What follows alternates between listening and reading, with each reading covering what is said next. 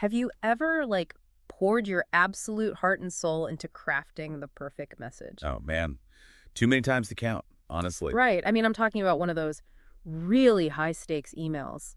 Or maybe, a critical investor pitch or a massive presentation for a huge new client. Yeah, the ones where you literally spend hours just agonizing over every single word. Exactly. You spend hours polishing it. The grammar is flawless. The design is stunning. The logic is just airtight. You hit send, feeling like an absolute genius, and then Absolute silence. nothing. Crickets. And to make it even worse, while you're sitting there refreshing your inbox every 5 seconds, you find out some hastily typed, completely unpolished, grammatically questionable message from a competitor just scooped up the deal. Yeah, it's a universally maddening experience. You kind of feel cheated by the universe when that happens. I mean, you followed all the rules, they broke them, and they still won. Which is exactly why we're dedicating this entire deep dive to figuring out what actually happens in that agonizing split second when someone opens your message. We're going to a place that the legendary direct response copywriter Robert Collier calls the Hall of Judgment. I really love that phrase. It sounds super dramatic, but it's honestly completely accurate. The Hall of Judgment is just that fraction of a second when a reader looks at a piece of communication and, well, decides its ultimate fate. Like, will they read the next sentence or will they just throw it away immediately? Right. And what is so baffling to so many professionals, and really what we're going to deconstruct today, is that a letter can follow every single rule of style, have perfect formatting, use the most sophisticated vocabulary, and still, be cast into the hell of wastebasketdom. Meanwhile, a screed lacking all pretense of polish blandly, to use his words, picks up the bacon. Yeah, it just walks away with the prize. So today, we're pulling our insights from a classic text, the Robert Collier Letter Book. Specifically, we're doing a deep dive into Chapter 1, which tackles the fundamental question, what is it that makes some letters pay? And just for some context here, Robert Collier was writing way back in the 1930s. He was an absolute master of direct mail, like literally sending physical letters to sell everything from history books to trench coats. Which sounds archaic now, but But don't let the era fool you, really. The psychological principles he uncovered are literally the bedrock of modern marketing, sales, and just human communication in general. because our brains haven't changed. Exactly. Human neurology hasn't changed since the 1930s. We still process information, filter threats, and, seek out rewards the exact same way. And that's why this matters deeply to you, the listener. Regardless of your profession, you really don't have to be a professional copywriter to get value out of this. Not at all. Whether you're trying to sell a SaaS product, raise capital for a startup, convince a hiring manager to look at your resume, or honestly, just get a super busy colleague to reply to a crucial Slack message, you are dealing with the Hall of Judgment. Every single day. So we're going to unpack the foundational secret of persuasion. Basically, how to start forcing your message onto people and start making them actively want to read it. Yeah, and Collier introduces his core philosophy right out of the gate in Chapter 1. And it represents a massive paradigm shift for most communicators. How so? Well, he argues that getting results with a written message isn't a matter of applying some rigid rule of thumb or having the most expansive vocabulary. In fact, relying on technical perfection is usually a massive trap. Right. Getting someone to read and respond, he says, is exactly like landing a fish. The fisherman parable. I love this. This is such a brilliant way to frame it. He paints this picture for us, right? Two completely different people fishing side by side on a bank. On one side, you have this wealthy sportsman. This guy is decked out. He's got the perfectly engineered, super expensive rod. He's got meticulously tied flies, the absolute best gear money can buy. He is armed with every expensive piscatorial lure known to man. Right.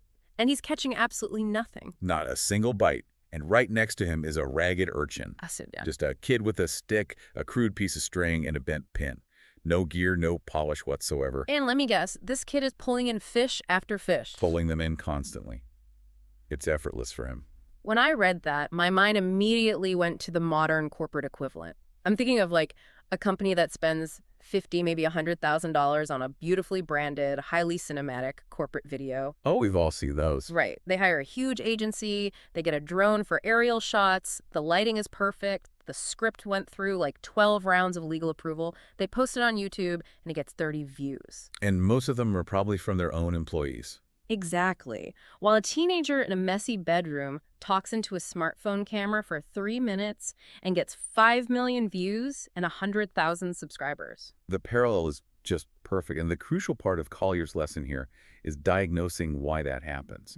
I mean, why does the sportsman fail? Why does the kid with the stick succeed? Well, the sportsman fails because he's totally absorbed in his own gear. Yes, he offers the fish what he thinks the fish ought to have. He's completely driven by his own ego, his assumptions about what constitutes good fishing, and all the technical rules of the sport. Like, I bought the expensive rod, so the fish should respect the rod. Exactly. He bought the expensive tackle, so he assumes the fish should care. But the urchin, on the other hand, doesn't care about rules or gear. The urchin simply knows what the fish will actually bite on. He just has the right bait. Yeah, the kid is driven by pure empathy for the fish. He understands what they want. That distinction between bait and tackle is the first massive practical takeaway here. Let's really dig into this because I think it's where 90% of business communication just goes completely wrong. Oh, absolutely. So tackle is all the stuff you use to deliver the message. It's your flawless grammar, your fancy corporate jargon, your laundry list of cutting-edge product features, your beautifully designed slide deck, your super expensive CRM software. Right, and we obsess over tackle because it's controllable. That's so true. You can control the font you use in an email, you can control the lighting in your video, you can ensure your bullet points perfectly align with your brand guidelines.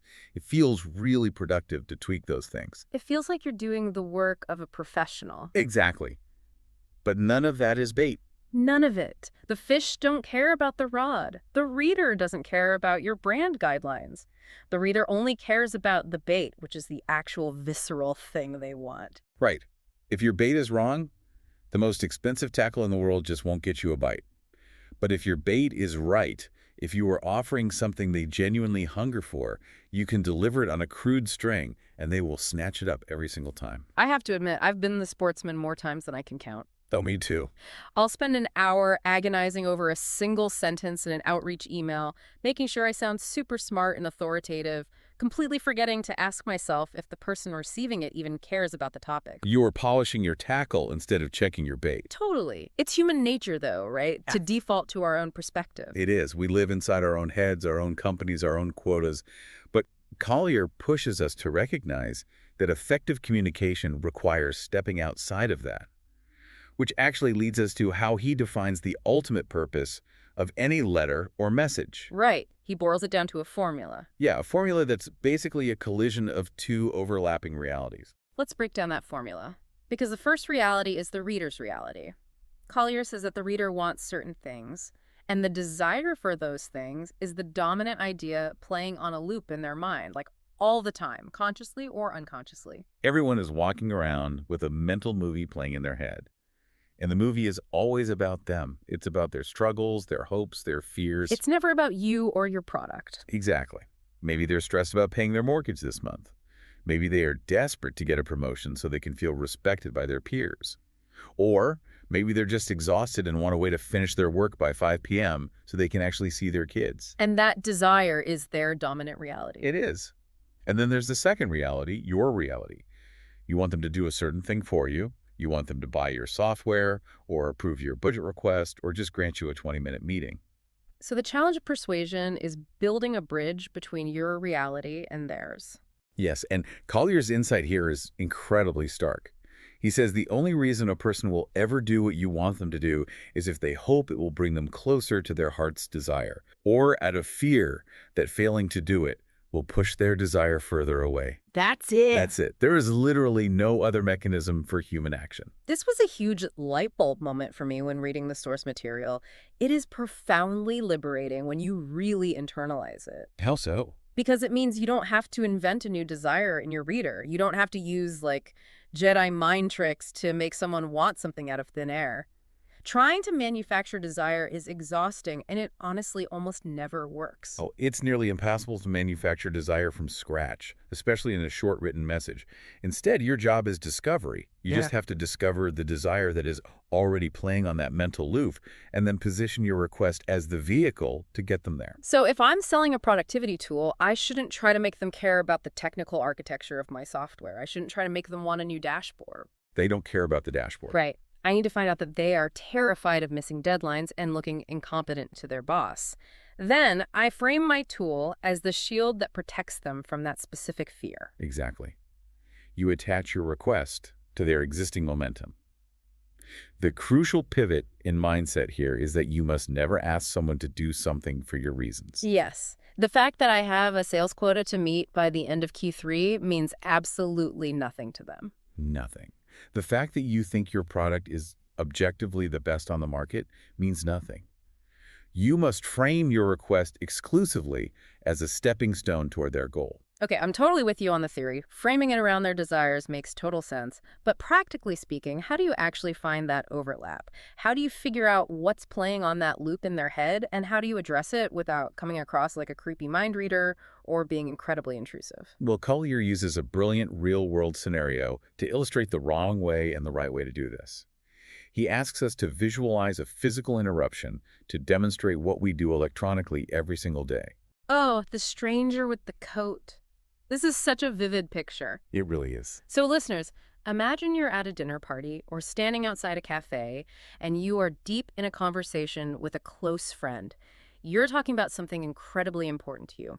Let's say you're discussing a recent health scare, or you're agonizing over a major career move. You are highly emotionally invested in this chat. Totally. And suddenly, a total stranger walks up, slaps you hard on the back, and loudly announces, "See here, mister, I have a fine coat I want to sell you." Just think about the physiological reaction you would have in that moment. Your cortisol spikes, your personal space has been violated, your entire train of thought has just been derailed. I definitely wouldn't stop and rationally evaluate the wool blend of the coat. I'd be furious. I'd want to kick the guy down the stairs for interrupting me. And yet, as Collier points out, this is exactly what businesses do through the mail, through email, and through social media every single day. They just butt in. Yeah, they do. A prospect is sitting at their desk, deeply engaged in the private conversation in their own head about their own problems. And your email lands in their inbox, effectively slapping them on the back, demanding they drop their deeply concerning personal or professional affairs just to consider your proposition. It's the digital equivalent of a slap on the back. It's that cold LinkedIn DM that says, "Hope you're doing well. I'd love 15 minutes to show you our synergistic enterprise solutions." It's so jarring. It creates instant hostility. You haven't earned the right to their attention. You've just demanded it. Okay, so if I'm the stranger in this scenario, and my goal genuinely is to sell this coat or pitch this software, or ask for a meeting, how should I approach? If I can't just butt in and make my pitch, what's the blueprint? Well, Collier provides a very clear, socially intelligent blueprint for this. If you're approaching a group of people engaged in a conversation in real life, you wouldn't just start shouting your pitch. Obviously not. You would walk up quietly. Yeah. You would listen first. You would get the trend of the conversation. You'd figure out what they care about right now. You just stand there and nod for a minute. Right. And then when a natural pause occurred, you would chime in with a remark on a related subject. You wouldn't pivot immediately to your agenda. You would add value to their current topic. You'd establish some common ground. Exactly. From that point of agreement or shared interest, you would gradually and logically bring the talk around to the point you wanted to discuss. I love that. Think of your prospect as someone who is already engaged in a deep, private conversation with themselves. The opening line of your message must be a relevant, polite contribution to that specific conversation. It cannot be a loud, selfish interruption. And to do that effectively, you really have to do your research. You have to understand your target audience deeply enough to know what that internal conversation likely is. Right. If you're writing to a CFO, you need to know what a CFO is likely worrying about at 9 a.m. on a Tuesday. Yeah, or if you're writing to a new mother, you need to know what her internal monologue sounds like. This seems like a really good time to bring up a major point of friction in modern communication, because we are currently living in an era completely obsessed with attention grabbing. Oh, entirely. The conventional wisdom today is that attention spans are essentially zero, so you need the wildest subject line, the most controversial hook, the flashiest graphic just to get someone to stop scrolling for 1 second. And Collier actually anticipated this. He recognized that getting attention and holding interest are two completely different mechanisms. He uses an analogy of a man on a speeding train to explain the reader's mindset. Oh yeah. Picture a businessman sitting on a train looking out the window as the landscape just blurs by. This is your reader quickly scanning their inbox or their mail pile. Right. Something outside catches his eye, a flash of color, an unusual shape. He turns his head for a better look. you have successfully grabbed his attention. But here's the critical part. If that object doesn't stand up to closer inspection, if it's just a shiny piece of trash and not something of actual substance or interest, his attention is lost instantly. He just turns back around. He does. And getting him to turn his head a second time is twice as hard, because he now associates your signals with disappointment. Which brings us to one of the funniest but most accurate stories in the book. The drunken miner who yelled fire. Yes. Collier tells this anecdote about a miner in a Wild West town. This guy is drunk, he's feeling ignored, and he just wants everyone's attention. So he walks up to the window of a crowded saloon, sticks his head in, and yells fire at the top of his lungs. Well, he definitely achieved his goal. He got everyone's attention instantly. He got a 100% open rate. Exactly. But consider the context. Everyone in that saloon is armed, they're on edge, and their adrenaline just spiked because they thought they were in mortal danger. Right. When they realize there is no fire and it's just a drunk guy playing a prank, they aren't going to buy him a drink. They're going to throw him out into the street, or honestly, much worse. The attention he grabbed was not the kind of attention that leads to doing business. This is where I really want to put myself in the shoes of a modern marketer or maybe a desperate job seeker who might hear this and say, okay, but wait, doesn't shock value work? People always ask that. Right. If I use a crazy clickbait subject line like urgent, your account is suspended, or I'm outside your house, at least they open the email, right? Isn't getting them in the door half the battle? It's a very common misconception that getting in the door is half the battle. Because if you get in the door by kicking it down under false pretenses, the battle is actually lost before it even begins. Wow, okay. We have to differentiate heavily between the neurological state of attention and the state of interest. Okay, break that down for me. What's the difference in the brain between those two things? So attention can be triggered by a threat response. A loud noise, a bright flash, a yelled warning. It spikes cortisol. It forces the brain to orient toward the stimulus just to assess danger. That's yelling fire. Exactly. Interest, however, is driven by dopamine and curiosity. It's the brain recognizing potential value, reward, or relevance. So, going back to the fisherman analogy, if a fish sees a bright, shiny piece of metal flashing in the water, it might dart over to look. It gives it attention. Right. But when it nibbles that gaudy bauble and finds out it's just a hard piece of tin with no nutritional value, it drops it. And it learns. Yeah. It won't bite at that flash again. Precisely. Tricking a reader creates hostility, not receptivity.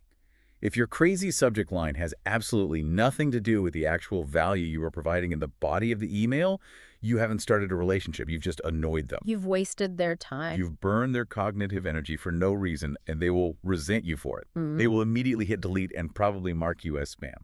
The practical takeaway here is huge.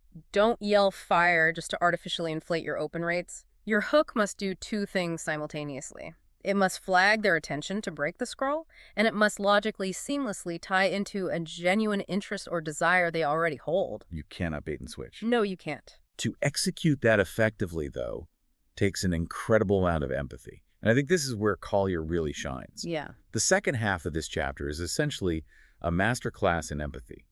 He provides a series of highly specific examples showing exactly how to execute this chime into the conversation strategy.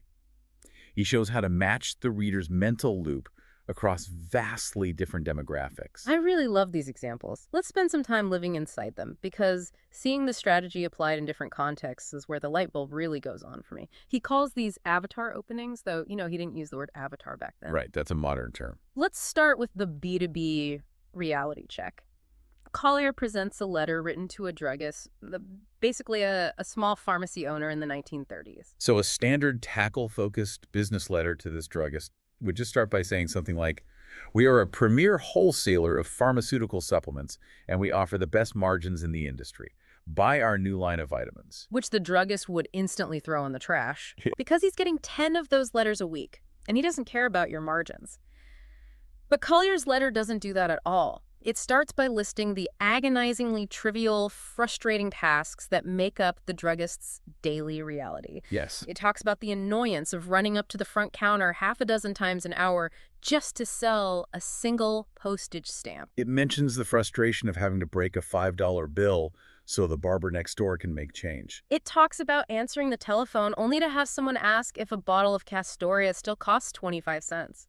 I mean, it paints a picture of a guy who's just being nickel and dime to death by petty interruptions. It's exhausting just hearing it. Right. And only after describing that exhausting daily grind does the letter finally say, since your time is being eaten up by these small things, let me show you how this product can finally bring in a meaningful profit for your effort.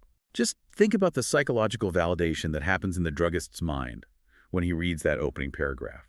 He reads about the postage stamp and the $5 bill, and his immediate thought is, this person gets it. This person understands my life. You have entered the conversation he's already having with himself about how tired he is of retail annoyances. Exactly. If we translate that to today, imagine writing to a mid-level IT manager. Instead of pitching your cybersecurity software in the first line, you talk about the soul-crushing reality of resetting passwords for executives who refuse to use a password manager. Or the panic of a Sunday night server alert that turns out to be a false alarm. Yes, you articulate their friction. And when you articulate their friction accurately, you bypass their defensive filters. That makes total sense. Now let's look at a totally different emotional register. Collier talks about a letter aimed at parents, specifically a letter written to the father of an 8-year-old boy. This one is incredibly powerful because if you're selling life insurance or maybe a college savings fund, the instinct is to start with a spreadsheet. Right, like, here's the ROI, here's the compound interest over 10 years, here is why our fund outperforms the market.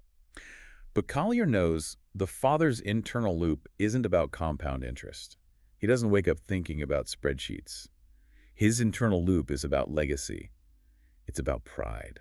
So the letter doesn't mention money at all in the beginning. It starts with a vision. It talks about the boy growing up, putting on long trousers, going off to college. It taps into the father's deep, unspoken, almost ego-driven desire for his son to be a success.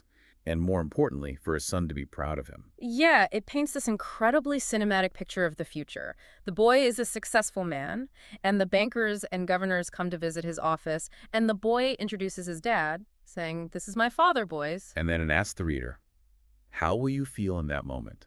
It's an absolute gut punch. Yeah, it hits you right in the chest. I mean, I'm not even a father to an 8-year-old boy, and I felt the weight of that. Because it speaks to a universal human desire for significance and legacy. The product, the savings plan, or the insurance is just the logical mechanism to ensure that emotional vision actually comes true. You've joined the father's most profound internal conversation. It's brilliant, and Collier applies this same empathy to everyday, trivial annoyances, too. He talks about a letter aimed at a motorist. Picture driving in a rainstorm in the 1930s with a clouded windshield, squinting, your heart in your throat because you nearly rear-ended someone. He literally describes the tension in the driver's shoulders. Or the letter addressed to any man about the morning routine.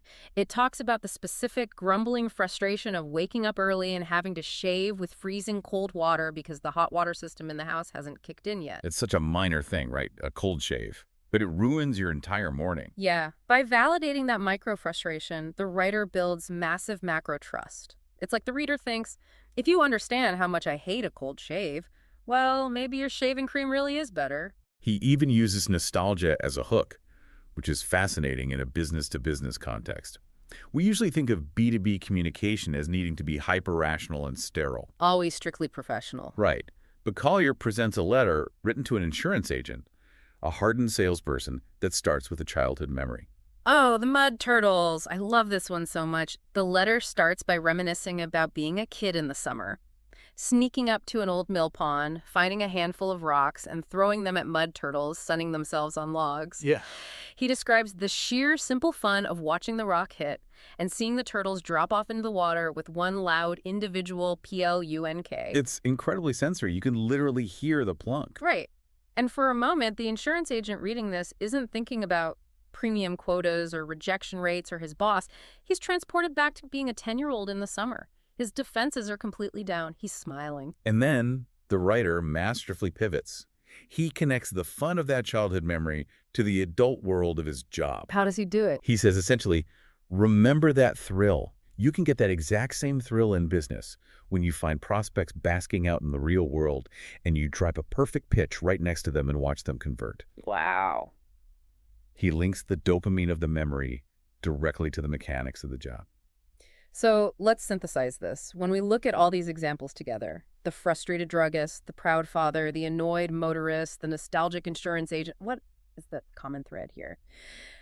To me, the most striking thing is that not a single one of these letters mentions the actual product, the company, or the sender in the first paragraph. Not one. Zero tackle.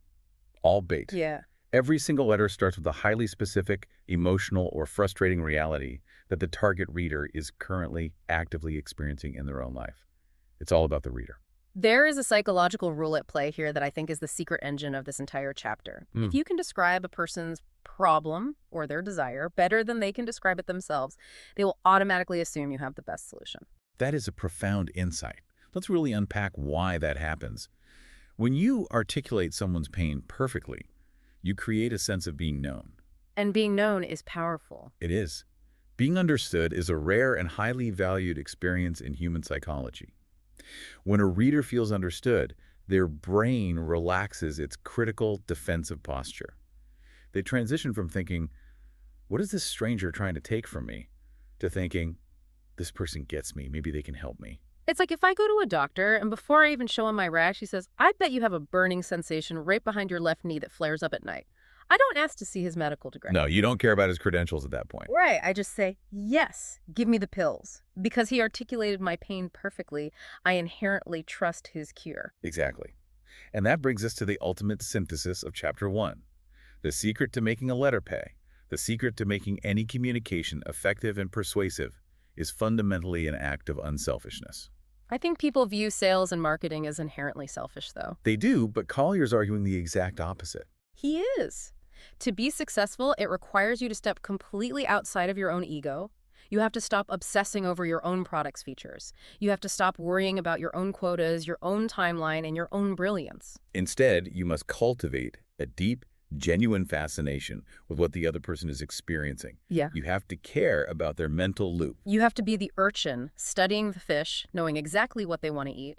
You have to be the polite, observant guest at the party, listening to the conversation before you respectfully chime in. Empathy isn't just a nice moral concept in the world of persuasion. Empathy is the ultimate bait. If you approach communication as an exercise in empathy rather than an exercise in broadcasting, you will survive the hall of judgment. The wastebasket is reserved for the selfish. The response is reserved for the empathetic. This has been an incredible breakdown.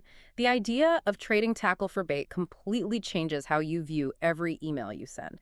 And to leave you, the listener, with a final thought to mull over today, I want to take this concept of empathy into the modern world. We are entering an era where AI can generate perfect grammar, flawless formatting, and instantly optimize corporate tackle in seconds. Oh yeah, AI is the ultimate sportsman with the most expensive gear. Exactly. AI can write a perfectly structured email faster than you can blink. But AI has never been a parent hoping their kid makes them proud. AI has never felt the frustration of a cold shave or the anxiety of missing a mortgage payment. It doesn't have that internal loop. Right. As tackle becomes cheaper and infinitely reproducible through technology, pure, observant human empathy, the ability to genuinely understand and articulate another human's weird, messy, specific desires is going to become the most valuable, unfakeable skill in the business world. The more automated our communication becomes, the more the deeply human chimes into the conversation approach will honestly stand out. So, tomorrow morning, when you sit down to write that important message, ask yourself, am I just generating more tackle, or am I offering real bait? Now that we know how to bait the hook and join the conversation, how do we actually get them to take action once we have their interest? Next time, we'll explore how to bypass the intellect entirely and arouse the ultimate driver of human action, the acquisitive feeling. Until then, keep your bait relevant, listen before you speak, and stay out of the wastebasket. So I want you to think about something for a second. Have you ever found yourself just staring at an incredibly polished, beautifully written, totally logical pitch and then doing absolutely nothing about it? Oh man, all the time. I mean, it happens constantly. Right. Seriously, think about your inbox this morning, or maybe a sales page you landed on yesterday. You're reading through the copy and your brain is actively nodding along. You're sitting there thinking, wow, this makes total sense. Exactly. You're like, the features are fantastic. The price is, completely reasonable. The arguments are flawless. I literally cannot find a single hole in this entire value proposition. It's bulletproof logic. Bulletproof. And then you just close the tab, you click away. The whole thing goes straight into the mental wastebasket and you forget about it 5 seconds later. It is honestly one of the most frustrating experiences for anyone trying to communicate an idea, but it happens thousands of times a day. We just love to construct this image of ourselves as these deeply rational, highly logical creatures. We like to think we weigh the pros and cons on a neat little internal spreadsheet. We really do think we are making decisions like Spock on the Starship Enterprise. Yeah. Just pure, unadulterated logic. Right. But then later, that exact same afternoon, you're scrolling on your phone and you see a completely unpolished, maybe even slightly messy message. Oh, yeah. Like the grammar might even be a little off. Exactly. But it's emotionally charged, it hits a nerve, and suddenly you are pulling out your wallet, you're typing in your credit card number, just practically shoving your money at the screen. You don't even look at the return policy. You just buy it immediately. You just buy. And that glaring contradiction, that battle between the intellect and the emotion, that is the absolute foundation of human behavior. It's wild when you step back and look at it. It is, but it's also entirely predictable once you understand the actual architecture of how we make choices. Which perfectly brings us to the core of today's deep dive. We are unpacking Chapter 2 of a legendary, almost mythical text in the marketing and copywriting world. The Robert Collier Letter Book. Yes, the Robert Collier Letter Book. And the chapter itself has this phenomenal title. It's called How to Arouse That Acquisitive Feeling. It's such a great title. It really is. And our mission for you today is to strip away all those illusions about why human beings actually take action. Because if you're building a business or selling a product, trying to get a promotion, or honestly, just trying to understand why your friends and family do the baffling things they do, this dynamic is the skeleton key. It explains so much. So where do we start with Collier's framework here? Well, the central tension Collier introduces immediately in this chapter, and really it's the central tension of all business communication, is that the ultimate purpose of your message is not to be admired. Right. It's not an art project. Exactly. Your goal is not to win a Pulitzer Prize for beautiful prose or to have someone compliment your vocabulary. The solitary purpose is to make the reader deeply, intensely want to do the thing you are urging upon them. Want being the operative word there. Absolutely. If they read your letter or your email or your presentation and their only reaction is, "My goodness, what a lovely piece of writing," well, you have failed. You've basically just entertained them for free. You haven't actually moved them. Exactly. So Collier starts by diagnosing the mindset you have to adopt before you even sit down to write. Like before you type a single word, before you sketch out an outline, you have to make a fundamental decision. And it's a decision that, interestingly enough, has absolutely nothing to do with what product features you want to list. Nothing at all. See, I found this part so counterintuitive. Because normally, when we sit down to write a pitch, the very first thing we do is list out our ammunition. We gather the specs. Yeah. We're like, here are the 5 reasons my product is great. Here are the 3 things my software does. Here's why I'm the best person for this job. But that is the instinct of the intellect. And Collier argues that before you can ever convince the brain, you have to target the heart. You have to decide on the exact feeling you want to produce in your reader. The exact feeling. Right. And to illustrate this, he points to ancient Greece. He contrasts 2 of their greatest orators.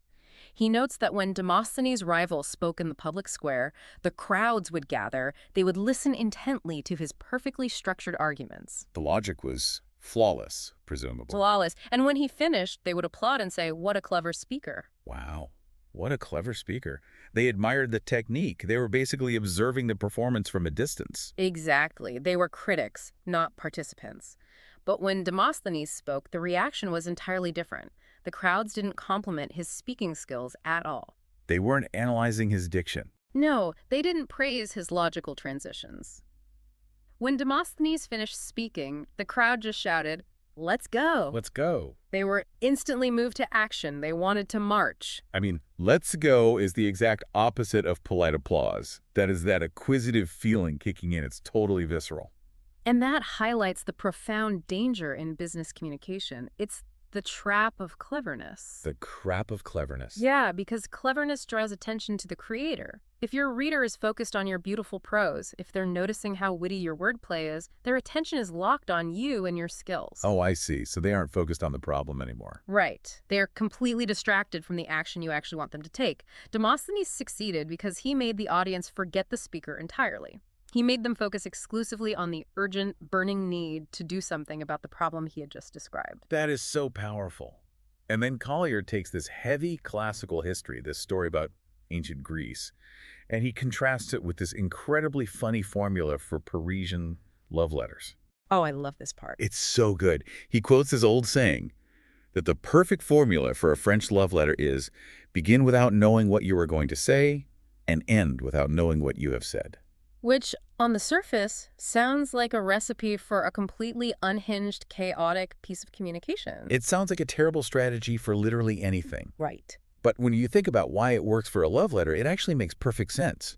I mean, a Parisian love letter doesn't have a logical roadmap. There are no bullet points in a love letter. Exactly. You aren't outlining, firstly, your eyes are nice, and secondly, you have a solid career trajectory with good benefits. That would kill the mood instantly. It would. Ugh. It succeeds wildly because the writer knows exactly what emotion they want to stir up in the recipient.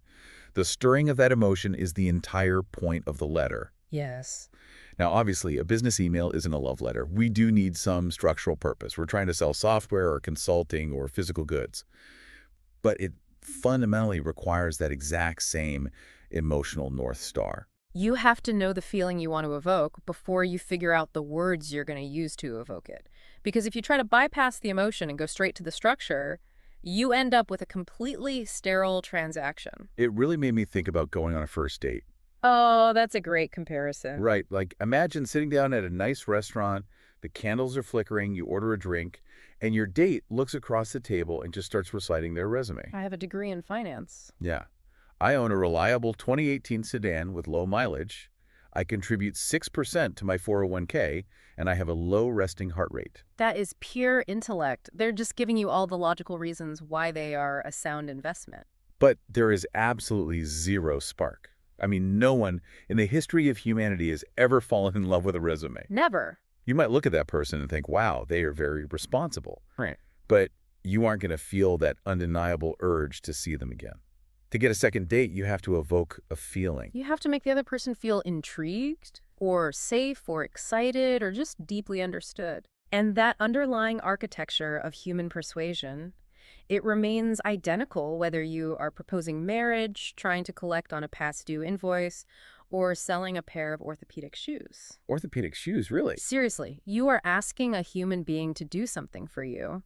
And they will only do it if they feel, not think, but feel that taking that action will bring them closer to their heart's desire or save them from something they dread. Okay, that brings up a massive practical problem, though. Let's say I buy into this completely. I need to target a feeling. Sure. People are incredibly complicated, and honestly, they hide their feelings pretty well.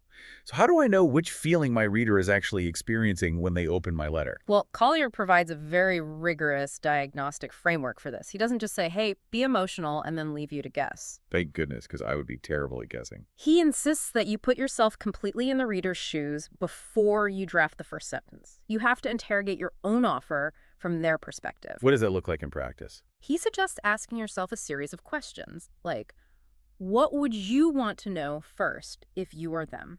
What specific part of this proposition would interest you the most? Okay. What would you feel you had to gain by accepting this offer?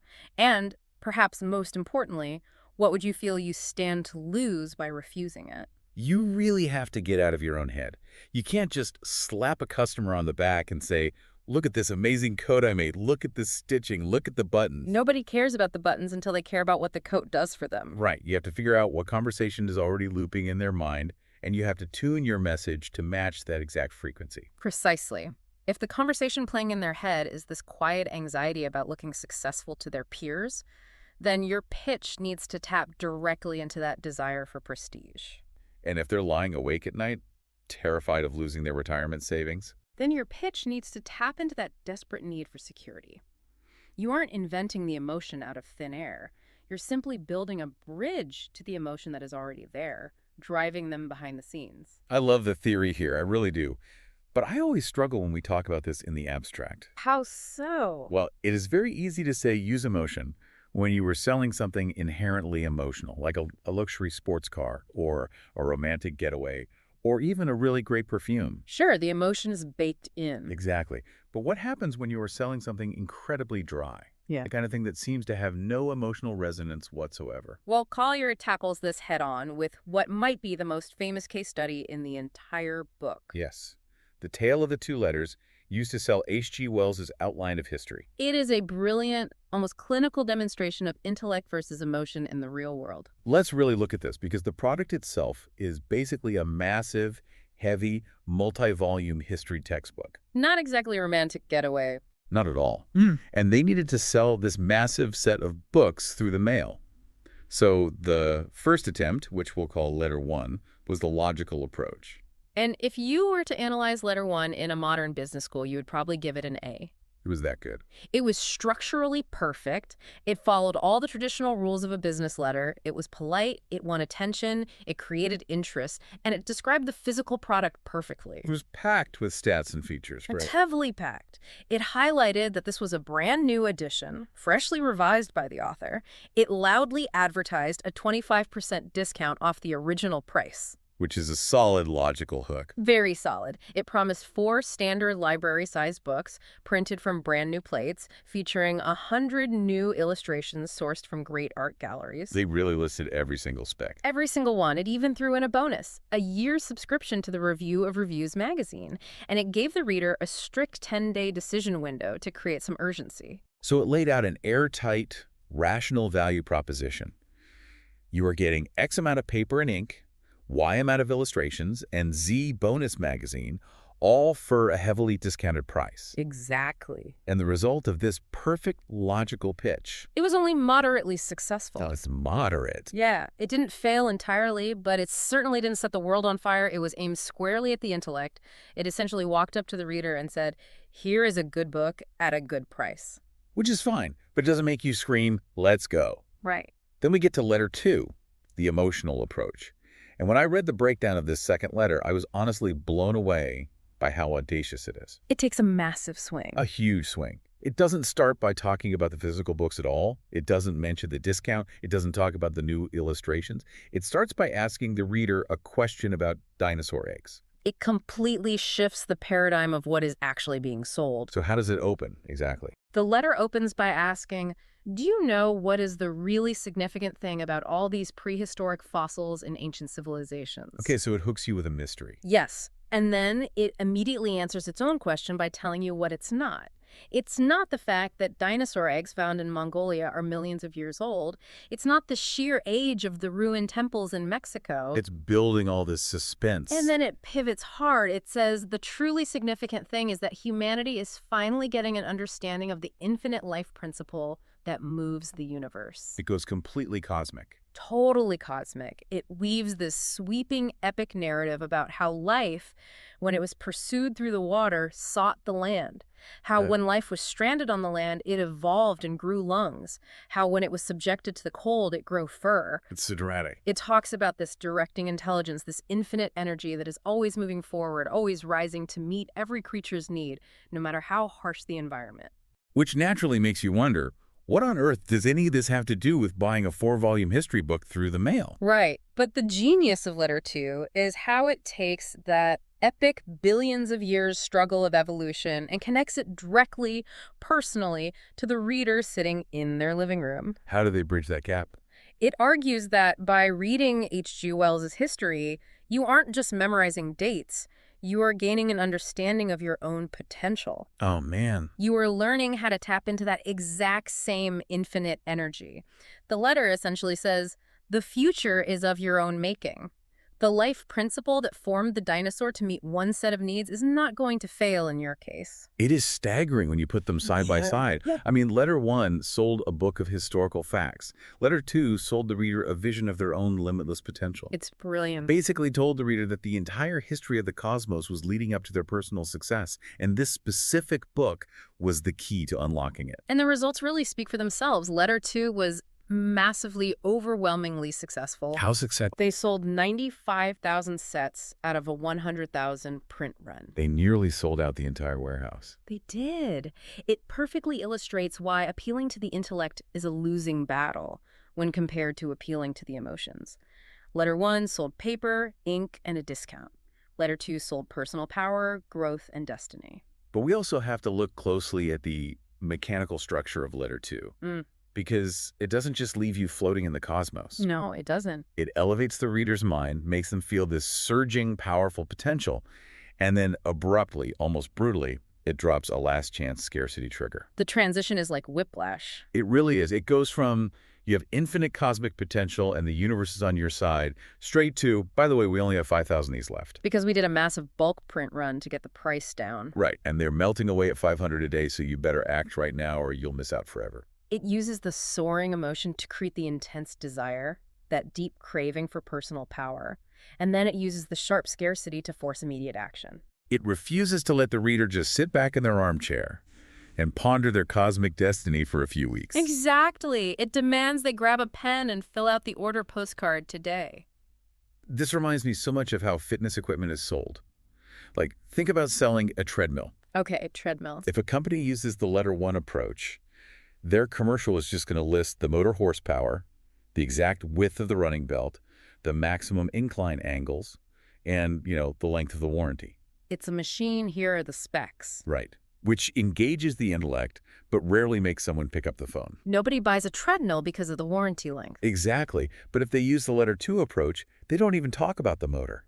They show a parent running around the backyard, playing tag with their kids, not getting winded, laughing, feeling youthful and vibrant and alive. They are selling the feeling of boundless energy. Yes. They aren't selling the machine at all. They are selling the version of the buyer that the buyer desperately wants to become. That is exactly it. But I want to pause here for a second because this brings up a genuine friction point for me. When we look at this objectively, isn't this inherently manipulative? That is a very common reaction. I mean, tying a factual history book to someone's cosmic destiny and their personal success in life, or tying a metal treadmill to a parent's love for their children, it feels like we are crossing a line from describing a product into actively tricking the reader's psychology. It's a very fair point, and anyone who communicates for a living wrestles with this. But if we look at how Collier frames this within the text, it isn't about manipulation, it is about acknowledging the fundamental reality of human nature. Which is? That we are, at our core, deeply emotional creatures. We simply do not process raw data well. We need a grand narrative to justify spending our limited time, our limited energy, and our limited money. We want our actions to mean something more than just a dry transaction. Exactly. If the product you are selling genuinely delivers value, and H.G. Wells's outline of history was considered a masterpiece that truly educated people, then finding the intersection between that product's ultimate value and the reader's deepest desires is not trickery. So what is it? It is effective translation. You are translating the dry facts of the product into the emotional language the reader actually speaks natively. Oh, that makes sense. If you refuse to speak their emotional language out of some misguided sense of pure logic, you aren't taking the moral high ground. You are simply choosing to be ineffective. You are choosing to be Demosthenes' rival, giving a very polite speech that no one acts upon. That reframing makes a lot of sense. Yeah. You are basically building a bridge between what the product does and what the human actually cares about. Yes. And if tapping into emotion can sell 95,000 copies of a dense history book by connecting to the evolution of dinosaur lungs, this implies something much bigger. It absolutely does. This isn't just a clever marketing trick for direct mail. It is the underlying engine of all human persuasion. Collier makes exactly this leap in the chapter. He argues that aiming for the intellect is a losing battle across literally all domains of life. All domains. All of them. And to prove this, he paints with a very broad brush and looks at massive societal structures. He looks at media, for instance. Okay, media. He asks why a sensationalist tabloid newspaper consistently outsells a clean, well-edited, highly factual newspaper by a margin of 10-1. He uses this great old phrase for this. He says the tabloids appeal to the sob sister emotions. Yes, the sob sisters. For anyone unfamiliar, sob sister was a slang term from early 20th century journalism.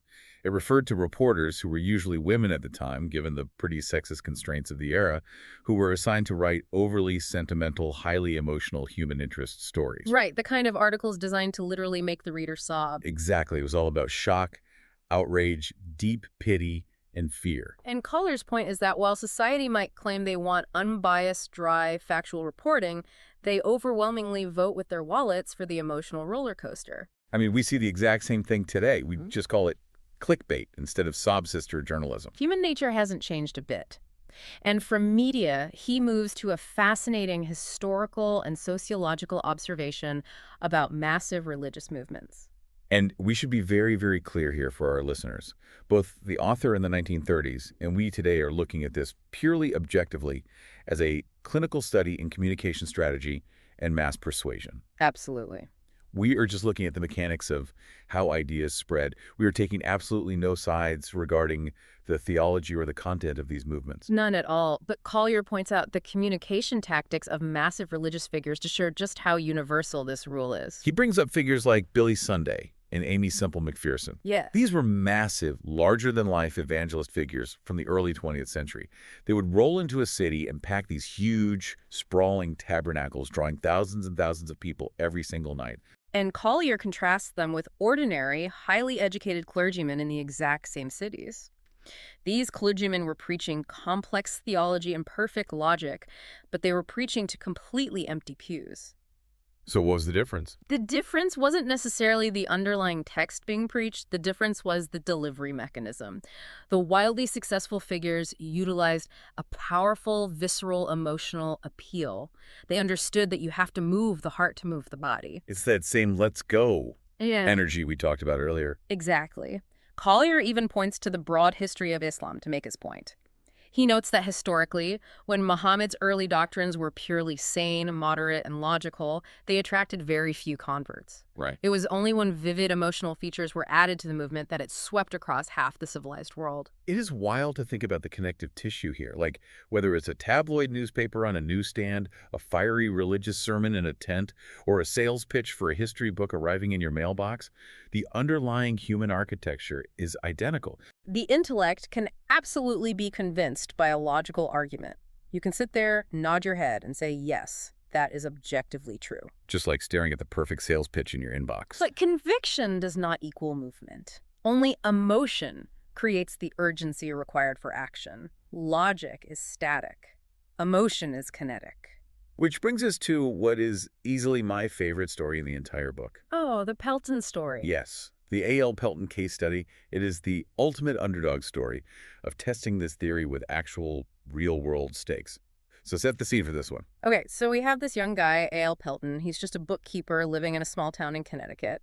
And the company he works for published a book called Power of Will. Right, and it was a serious, somewhat dense self-help book aimed at men, basically teaching them how to develop willpower and focus. Yes, but it failed miserably in the marketplace. I mean, the original publisher actually went completely bankrupt trying to sell it. Bankrupt. And they went bankrupt because their advertisements were purely logical. Exactly. They just described the contents of the book. It was the classic letter one approach. So what did the ads look like? The ads essentially said, here is a book about willpower. Here are the chapter titles. Here's the page count. Here's the price. Please buy it.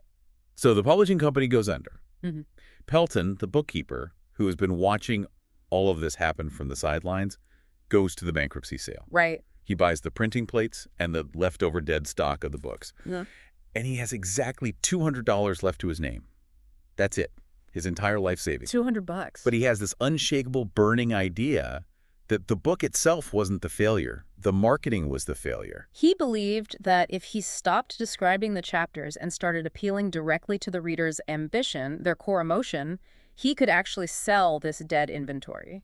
We really have to pause and appreciate Pelton's entrepreneurial courage in that moment.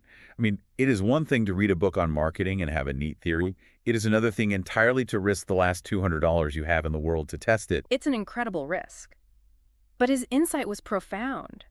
He recognized that the failure of a product in the marketplace often has absolutely nothing to do with the quality of the product itself and everything to do with the framing of the product. The bait was wrong. The bait was completely wrong. So he takes his $200 and he buys new advertising space.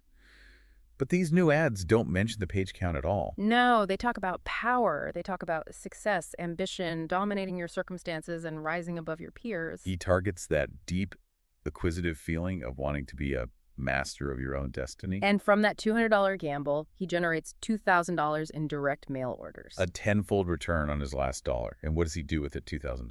He doesn't go buy a new suit or a car. Oh, He what? pyramids it. He dumps every single cent back into more advertising using that exact same emotional appeal. And over the next 15 years, that former bookkeeper from Connecticut sold more than $2 million worth of that exact same book. $2 million in the early 1900s. It's insane. When you adjust that for inflation, it is a staggering fortune. And what is so fascinating about this story is that this observation written down by Collier in the 1930s, it perfectly predicts our modern digital world. How so? Well, think about internet algorithms, YouTube thumbnails, and the way social media feeds are structured today. They are all running the exact same A.L. Pelton playbook. The technology changed, but the playbook didn't. Not at all. We've moved from physical mail and printed newspapers to digital feeds and push notifications, but the emotional wiring of the human brain has remained entirely untouched. Wow. The algorithms prioritize content that triggers an immediate emotional response, whether it's outrage, awe, fear, or amusement. Why? Because the data scientists have proven, just as Pelton proved with his $200, that emotion drives engagement and action far better than information ever could. When you really internalize that, it is incredibly empowering. It means that a failed project, a stalled pitch, or a dead product might actually be a massive success waiting to happen if you just change the psychological bait. Pelton didn't rewrite Power of Will. He didn't change the font. He didn't change the product. He just changed the emotion he was arousing in the buyer. Right. So if you have something in your professional life that is falling flat right now, maybe the core offering is perfectly fine. Maybe you're just boring people with the intellect when you need to be stirring their ambition or their pride or their need for security. It completely reframes how you look at failure. It really does. But this realization does naturally lead to a very critical follow-up question. Okay, what's that? Well, if emotion is the only thing that actually drives action, and if logic is so static and ineffective at moving people, does that mean logic is completely useless? Like, should we just abandon facts, figures, and technical specifications altogether and just write poetry? That is the big trap. If you just use emotion, you sound like a scam artist. Exactly. Which brings us perfectly to the final and perhaps most sophisticated concept in the chapter. The dual appeal. The dual appeal. The core idea is this: emotion for action, logic for the alibi. And to answer your question, no, logic is absolutely not useless. It just has a very specific secondary job to do, and it is not the job of making the sale. Collier states this dynamic beautifully in the text. He says, and I'm quoting here, "Appeal to the reason, by all means. Give people a logical excuse for buying that they can tell to their friends and use to salve their own consciences. But if you want to sell goods, base your real urge upon some primary emotion." The logical excuse. That is such a brilliant way to frame it. It really is. Let's look at the Book of Etiquette case study he uses to explain this because it's perfect. Oh, this is a great one. This involves Nelson Doubleday, who was one of the legendary Titan figures in the publishing world. Doubleday had this etiquette book that had literally been gathering dust in a warehouse for 10 to 15 years. No one wanted it. It was considered a complete relic. Dead inventory. Exactly. Suddenly, Doubleday dusts it off, launches a new campaign, and sells 1 million copies. And as Collier Riley points out, this sudden massive spike in sales was not because a sudden wave of politeness and high culture spontaneously swept across the American nation. No, obviously not. Doubleday sold 1 million copies of a dead book by arousing one specific, highly powerful emotion: fear. Fear of what, exactly? Specifically, the fear of unconscious gaucherie. Which is a fantastic phrase. It's a great old word. But in modern terms, we would just call it the fear of social embarrassment, the fear of being incredibly cringe without even realizing it. Let's break down exactly what that fear feels like, because it is extremely potent. It's the fear that you might be invited to a fancy dinner party or an important business lunch, and you use the wrong fork or you say the wrong thing to the host. And everyone at the table notices. Yes.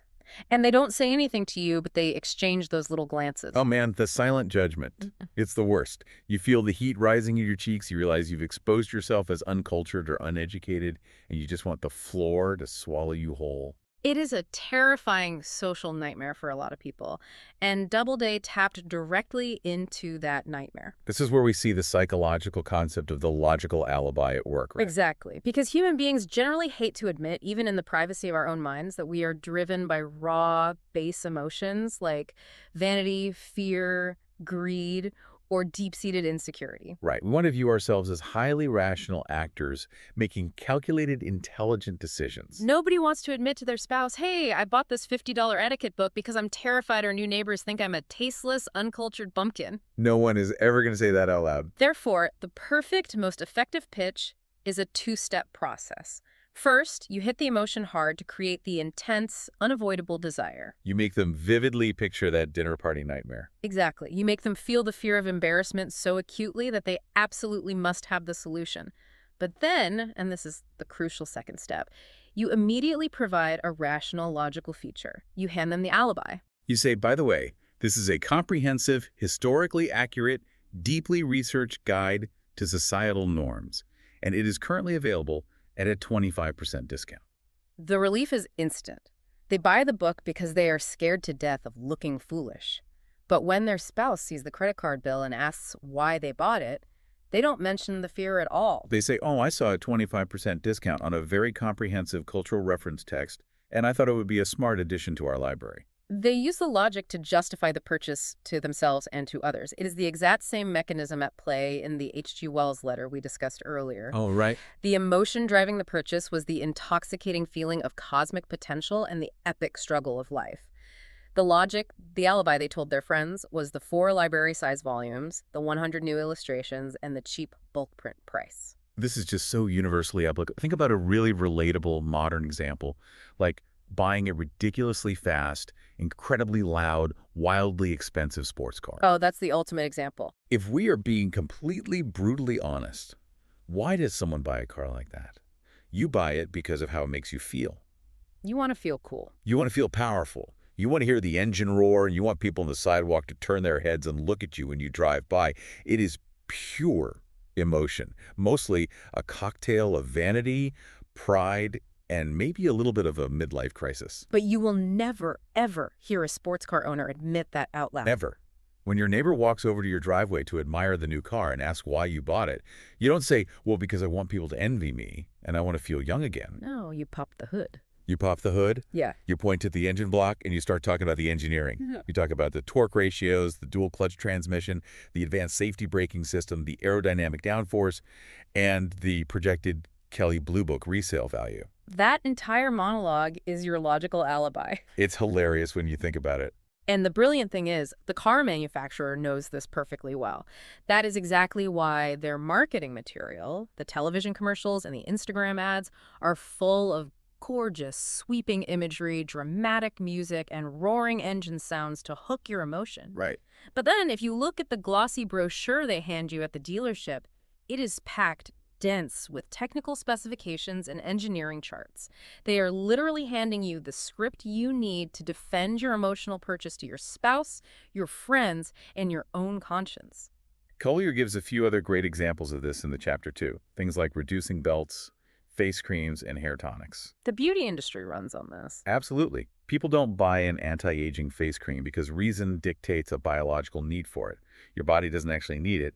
They buy it because the raw emotion of vanity impels them. They want to look younger. But the marketing for that cream always, always has to include some pseudoscientific jargon. Oh, it has to talk about hyaluronic acid complexes or cellular rejuvenation formulas, some logical explanation of how the cream works, so the buyer can mentally justify spending $100 on a tiny jar. Now, this dynamic does raise an important question about balance, though, especially when we talk about negative emotions. What do you mean? Well, if you lean too heavily on an emotion like fear, as Doubleday did with the etiquette book, do you run the risk of alienating the reader entirely? I mean, fear is deeply uncomfortable. Can you push it too far and cause a backfire?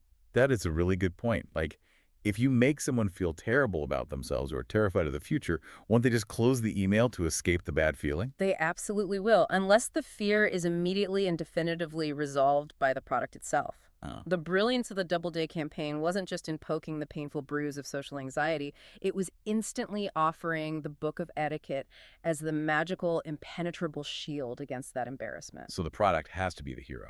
The product has to be positioned as the hero that rescues the reader from the negative emotion you just deliberately provoked. If you arouse deep fear without offering a credible, logical escape route, the alibi, and the solution, you just cause anxiety. And human beings are hardwired to run away from anxiety. It's all about tension and release. You build the tension with the emotional hook, and you provide the release with the product and the logical justification. Exactly. The emotion creates the forward momentum. The logic provides the steering wheel and the brakes, allowing the reader to feel completely in control of a decision they've actually just made with their heart. Okay, we have covered some truly incredible ground today. We've gone from the dust of ancient Greek public squares with Demosthenes to the chaotic structure of Parisian love letters. We've covered a lot. We've dissected how dinosaur eggs sold history books, how A.L. Pelton turned $200 into a massive fortune, and why we all use torque ratios to hide our vanity. Let's pull all these threads together into our synthesis. What is the ultimate unifying lesson of Chapter 2? If we synthesize all of this into one clear, memorable insight, it is this. Humans are feeling machines that think, not thinking machines that feel. Feeling machines that think. That completely flips the traditional script. It does. We process the entire world through our emotions first. We feel our way through life, and then we use our vast intellect to construct rationalizations for what our emotions have already decided we are going to do. It's honestly a little humbling. It is. The absolute soul of this chapter is that if you want to arouse that acquisitive feeling, if you want to move someone to action, any kind of action, you must first strike a deep emotional chord. Whether it's ambition, like Pelton tapped into, Vanity, like the face creams, or Yeah. fear of embarrassment, like the etiquette book, or the drive for personal evolution, like the H.G. Wells history letter. you have to strike the emotional chord first. And only then do you provide the logical sheet music for them to take home and justify the melody they are already humming. So if you are listening to this, here is how you apply this immediately. Tomorrow morning, when you open your laptop, I want you to look at your outbox. That's a great exercise. Look at the pitch you are about to send to a new client, or the slide deck you're presenting to your team, or even just the About Us copy on your website. Read it and ask yourself one brutally honest question. Am I just appealing to the intellect, or am I actually arousing a feeling? Are you just listing the horsepower of the treadmill, or are you vividly selling the boundless energy of the parent? Because if you are only speaking to the brain, if you are only listing features and discounts, you are leaving the most powerful engine of human action completely untouched. You are going to be Demosthenes' rival. You might be writing a flawless, incredibly clever argument, but you are destined for the mental wastebasket. But before we go, I want to leave you with something a little bigger to chew on. We've talked entirely about business today, about selling books and software and sports cars. But consider this. If all human action is driven by raw emotion and simply rationalized by logic, what does that mean for the massive life decisions you've already made? Oh, that's deep. Think about it. The college you chose to attend, the city you decided to move to, the person you married, the career path you walked down. Did you really make those choices using a logical, Spock-like spreadsheet? Or did your heart make the call in a split second, and your brain has just spent the last 10 years forging the alibi? Think about that next time you make a quote-unquote rational choice. I love that. Next time on the deep dive, we're going to look at Chapter 3, where we discover exactly how to hijack a reader's wandering attention by injecting news interest into the very first line of your message.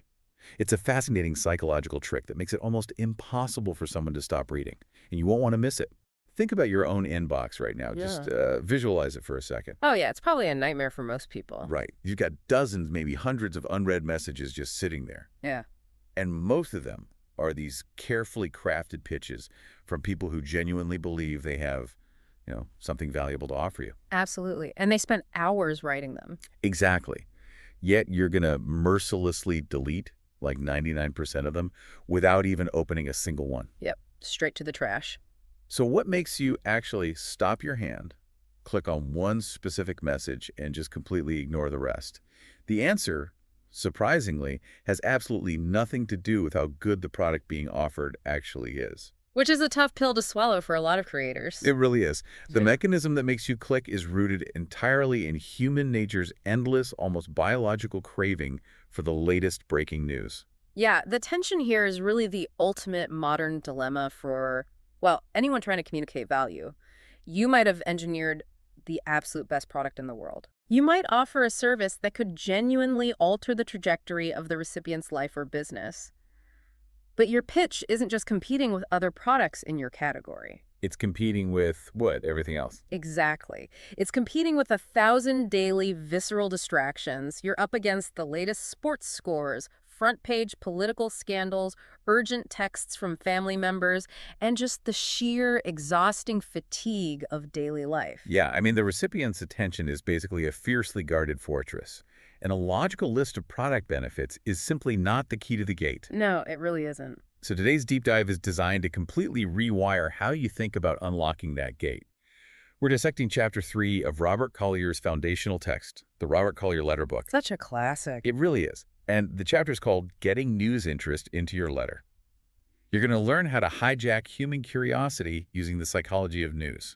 And you'll discover why mastering this specific attention-getting skill is really the absolute first non-negotiable step for anyone interested in business, sales, or just any form of persuasive communication. Which is wild because Collier wrote this in the 1930s, right?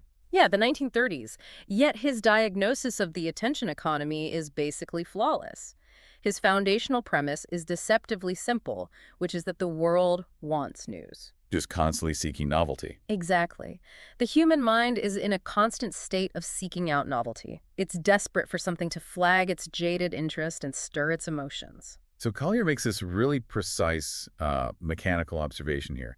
He says if you tell a person something they've never heard before, you immediately trigger a biological orienting response. Right. You have their attention. Exactly.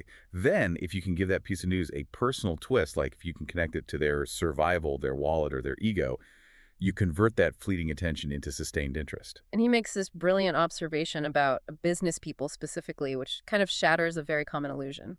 Oh, about how we view B2B marketing. Yeah, exactly. We tend to visualize the B2B customer as this hyper-rational decision maker sitting in a sterile boardroom weighing pros and cons on a spreadsheet. Just a robot looking at data. Right. But Collier points out that a business person is a human being first. That same executive will eagerly devour the messy emotional details of a political scandal, or they'll flip straight to the sports page to check a box score long before they force themselves to read a dry report on market fluctuations. Because their brain prioritizes narrative and conflict over raw data. Exactly. Novelty over raw data every time. If your message lacks that core news value, the reader's brain will simply reject it and look outside of your business to find stimulation elsewhere. Right, because they're seeking a break from the monotony of their own internal monologue. Yeah. If you present them with a standard sales pitch, you're just adding to their cognitive load. If you present them with news, you're offering them a brief, entertaining escape. Okay, so the theory hits the road when we examine how Collier actually applied this. Okay. He analyzes how H.G. Wells's famous Outline of History was marketed. Oh, this is a great example. I mean, the title Outline of History sounds like a massive, dry, chronological textbook that you'd be forced to read in college. It sounds terrible. Right. If the publishers had marketed it by listing its page count, its historical accuracy, and its comprehensive index, it would have failed miserably. Nobody would buy that. No one. So instead, they bypassed the product entirely and sold the novelty within it. They used headlines like, "The oldest man in the world," or "Was this the flood of the biblical story?" or "The finding of Moses." And the psychology of those specific headlines is just fascinating. The writer of those letters recognized they weren't competing with other history books, right? They were competing with the newspaper. Exactly, competing with the daily newspaper sitting right there on the reader's breakfast table. By framing a historical text with headlines that mimic archaeological breaking news, they tap into a primal human desire to solve a mystery. Like a question like, was this the flood of the biblical story? Yeah. It creates this open loop in the reader's mind. And the brain absolutely hates unresolved loops. It really does. It promises a revelation. And the only way to close the loop and relieve that cognitive tension is to keep reading. Collier provides another incredible example involving the author O. Henry. The publishers moved hundreds of thousands of his books using a single, hyper-condensed narrative hook. Oh, the rattlesnake one. Yes, when the rattlesnake struck. I love that. Right. You read those 5 words, and your brain physically cannot stop itself from generating questions. Who did it strike? Was it fatal? How did the person react? And the product is literally just a collection of short stories. Yeah. But the hook is pure visceral action. Exactly. He highlights several other gripping question-based headlines that followed this exact same psychological blueprint, like, "Will a Yellow King rule the world?" or "What is the unpardonable sin in all nature?" I feel like I need to know the unpardonable sin now. Right. The structure here is vital. They do not give the answer away.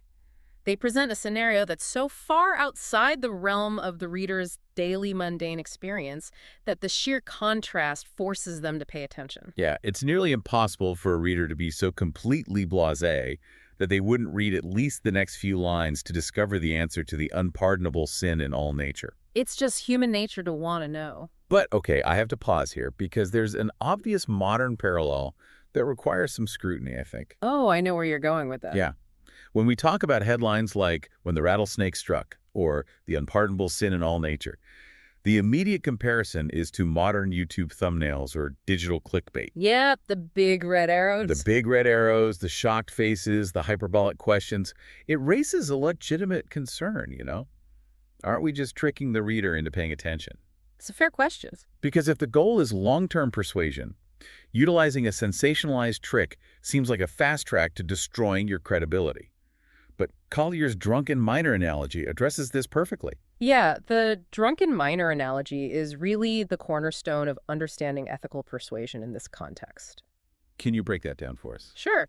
So shouting fire in a crowded theater will absolutely give you a 100% attention rate.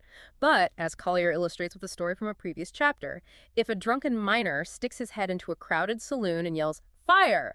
purely as a false alarm just to get people to look at him. Right, just for the attention. Exactly. He succeeds in getting their attention, but he immediately earns their absolute fury. He breaks the unwritten social contract of trust. The attention is entirely wasted because the audience is now hostile. Precisely. The payoff is what separates a news hook from a cheap trick. True news interest diverts the mind temporarily. It pulls you out of your inbox and into the desert with the rattlesnake, but it must logically and inevitably bring your mind back to how the core proposition fits into your own affairs. It has to pay off the premise. It has to. If you use a startling headline about a rattlesnake, the narrative that follows must justify that imagery and seamlessly connect it to the thrill of reading an O. Henry novel. So the mechanism is basically trust retention. Yeah, you're borrowing the reader's attention on credit. The moment the reader realizes the hook was a bait and switch, they default on the attention loan. That makes so much sense. So the practical takeaway for anyone writing a pitch is kind of counterintuitive, right? Like, do not pitch your product first. Never. At the moment of opening an email or a letter, nobody cares about your product. You need to pitch the most startling, novel, or emotionally stirring fact about your product or the problem it solves. You have to locate your inner newspaper paragrapher, as Collier puts it. Yeah. Isolate the singular, most fascinating element of your offer and report the news of it. Okay, but that brings us to a massive structural challenge. What happens when your product doesn't naturally lend itself to a reader's immediate, everyday thoughts? Like if you're selling something boring. Yeah. If you're selling a new type of smartphone, the novelty's built in. But what if you're selling a highly technical service or a mundane household item or a complex abstract concept? Right. The writer has to use a news hook to capture attention, but then they have to construct a very careful, logical path to the actual pitch. And this is the art of the narrative bridge. Yeah, the narrative bridge is where the true craftsmanship of persuasive writing really lives. Fascinating. It requires taking the reader from a state of idle curiosity about an unrelated topic and seamlessly depositing them into a state of active desire for your product. And Collier categorizes these bridges beautifully. Examining the mechanics of each really reveals how they bypass the reader's logical defenses. Let's start with the historical hook. It's a perfect demonstration of this. Collier uses the example of an advertising agency, the planned advertising agency. Right, and selling advertising services is inherently dry. Very. It's a pitch about metrics, strategy, and market share. If you start by saying, "We can increase your market share," the reader's defenses just go straight up. So what do they do instead? Instead, the letter starts by asking the reader, "Do you know what was Socrates' chief characteristic?" Socrates. That is quite a pivot. It is, but the choice of Socrates is highly calculated. He represents the ultimate figure of intellect and foundational questioning. The letter explains that Socrates' defining trait was his pertinacious curiosity, his relentless desire to know the why and the wherefore of everything, his quest for fundamental reasons. So by engaging with this historical trivia, the reader feels intelligent. They're nodding along, agreeing with a universally respected philosophical truth. And right at the moment the reader is agreeing with the genius of Socrates, the bridge connects. Boom. Boom! The letter pivots to state that this exact same quest for fundamentals, this exact same relentless curiosity, is precisely what makes the bland advertising agency invaluable when a new product is to be introduced or a new method tried. That is brilliant. The writer takes the universally admired trait of a historical genius and maps it directly onto the DNA of their agency. The cognitive transition is basically flawless. You can't disagree with the premise that curiosity is valuable because you've already agreed that Socrates was brilliant. The writer essentially borrows the credibility of ancient Greek philosophy and transfers it to a mid-century advertising firm. Exactly. Now, moving from the intellectual to the emotional, we have the fable hook. This mechanism works perfectly when you're selling something completely devoid of hard logic, like the emotional need for trust. Right, like the Squibs products example. Yeah, Collier highlights a letter for Squibs. It tells a story about Hakim, the wise one, living in Baghdad. A young man comes to him and asks, "Tell me, wise one, what shall I do to receive the most for that which I spend?" And Hakim replies that you should look for the priceless ingredient. Right. The young man asks what that is, and Hakim says, "The honor and integrity of him who made it. Consider his name before you buy." The architecture of a fable like that bypasses critical analysis entirely. It really does. When a reader encounters a fable, their brain recognizes the format. It's a story designed to impart a moral. They instinctively lower their analytical guard because fables aren't perceived as threats or sales pitches. They're perceived as cultural wisdom. Exactly. And that pivot works because it doesn't force a mechanical connection. It relies on a shared underlying principle. The reader connects the dots themselves. Right, the story establishes that true value is found in the integrity of the maker, and the letter seamlessly transitions into a pitch for Squibs, leaning entirely on their corporate reputation and integrity. The reader has already accepted the moral of the fable, so they naturally accept the premise of the pitch. Okay, then we have a bridge that relies on empirical curiosity rather than philosophical wisdom, which is the scientific or evolutionary hook. Oh, the Celotex campaign. This one is great. It's so good. Collier describes this campaign selling Celotex, which is housing insulation. Think about the friction of selling insulation. It's a hidden product, it's incredibly boring, and it requires the homeowner to spend money on something they will literally never visually enjoy. Right, so the writer solves this by taking the reader all the way to the Arctic Circle. A total geographical shift. Yeah. The letter opens by describing an Eskimo's igloo. It explains this fascinating scientific reality that a small moss lamp can heat an entire igloo because minute particles of dead air are held captive in the tightly packed snow blocks. And the letter states that this dead air is the most efficient natural insulation known to science. Which is an amazing empirical hook. The reader is learning something genuinely interesting about thermodynamics and anthropology. They're visualizing the igloo and the moss lamp. Their attention is completely captured by the novelty of the mechanism. You know, the transition here reminds me of a visual technique in filmmaking called a match cut. Oh, like in 2001, A Space Odyssey. Yes, exactly like that. Think of that iconic moment where the ape throws the bone spinning into the air and it visually cuts directly to a spaceship floating in orbit. It connects two vastly different eras and objects through a single shared visual concept, which is a tool in motion. The Celotex letter does this with the concept of dead air. It's a perfect analogy. It moves from the fascinating science of the igloo to the startling, painful fact that present-day homes waste 2/3 of the heat that comes from their furnaces. It creates a massive problem based on a scientific reality, and then introduces Celotex as the modern engineered solution to capture that dead air and stop the heat waste. The match cut analogy really works because it highlights the necessity of the shared mechanism. I mean, why go to all this trouble? Why start in ancient Greece or Baghdad or the Arctic Circle? Because of the sales defense. Exactly. The human brain naturally and vigorously resists a direct sales pitch. The moment we perceive that someone is trying to extract resources from us, whether it's money, time, or commitment, our sales defense activates. We become skeptical, critical, and guarded. We actively look for reasons to say no. Right. But we drop our guard because we think we're simply being entertained or educated. We are biologically wired to lean in and listen to a story around a fire, or to ponder a historical mystery, or to absorb a clever scientific fact that might aid our survival. So you're bypassing the initial skepticism by offering value up front. You're paying for their attention with the currency of an interesting fact or a compelling narrative. And by the time the reader realizes they're reading a sales message, they are already agreeing with the underlying logic of the argument. The crucial rule here, though, is that the underlying mechanism of your story must connect directly and logically to the value of your product. Yes. You can't just tell a random funny joke and then suddenly say, therefore, buy my insulation. That's the drunken miner yelling, fire, again. Exactly. The dead air of the igloo has to be the exact mechanical reason that makes the Celotex insulation work. The bridge must be load-bearing. It has to carry the weight of the pitch. Right. Now, this transition from external fascination like science and history brings us to a much more intimate application of Collier's methodology, because news doesn't just mean global events or scientific discoveries taking place far away. It can be internal. Exactly. Sometimes the most potent, visceral news a person can receive is a startling revelation about their own internal landscape, their daily struggles, their ambitions, or their immediate environment.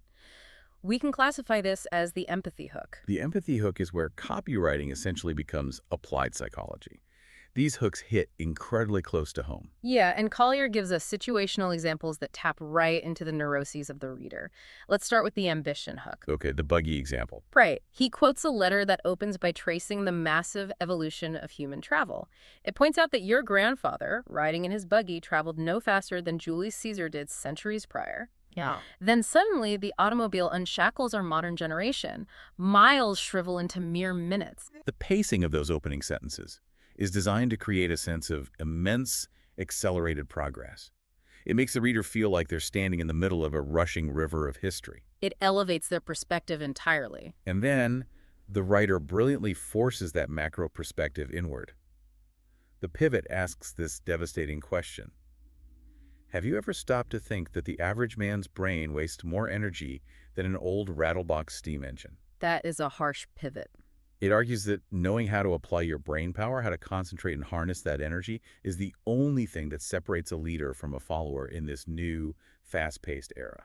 And it seamlessly pitches a course on mental concentration by tying the massive external ambition of the modern and industrial age directly to the reader's own internal mental efficiency. If the ambition hook plays on hope, the next example plays on raw fear.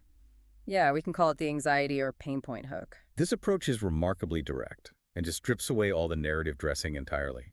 The letter simply opens by asking, if your expenses were doubled tomorrow, could you meet them? That sentence genuinely makes your stomach drop, even hearing it today. It does.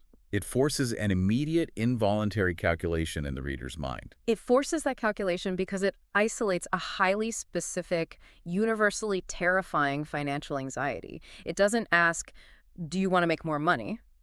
Which is easily ignored. Right. It forces the reader to confront a terrifying hypothetical scenario that threatens their survival.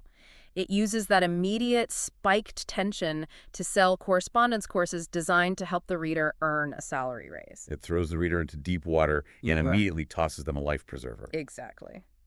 Collier also highlights another variation of this, a business drama hook that reads like the opening stage directions of a tense play. Oh, this one is cinematic. It really is. It describes a commercial office somewhere in the United States, right at this exact moment.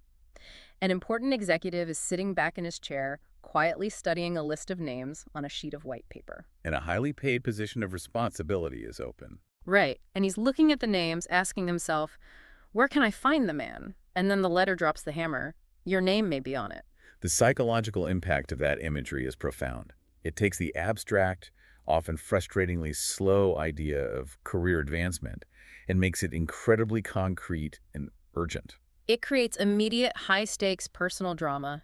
The reader visualizes the desk, the white paper, the executive judging their worth. It urges the reader to buy a correspondence course, not just for self-improvement, but so that when that inevitable executive is looking at that inevitable list, the reader is genuinely, demonstrably ready for the promotion. It creates a ticking clock. Finally, there's the personal redemption hook, which operates on a level of raw vulnerability. This one is intense. It starts with a first-person confession. For 20 years, I was in exile, shunned by people on every hand, unwanted in the business world, impossible socially, a mental and physical wreck, a failure at everything. It paints this devastating, suffocating picture of absolute despair. And then it sharply transitions into a single exclamatory victory. And then I learned to talk. It's a highly emotional pitch for a course to cure stammering.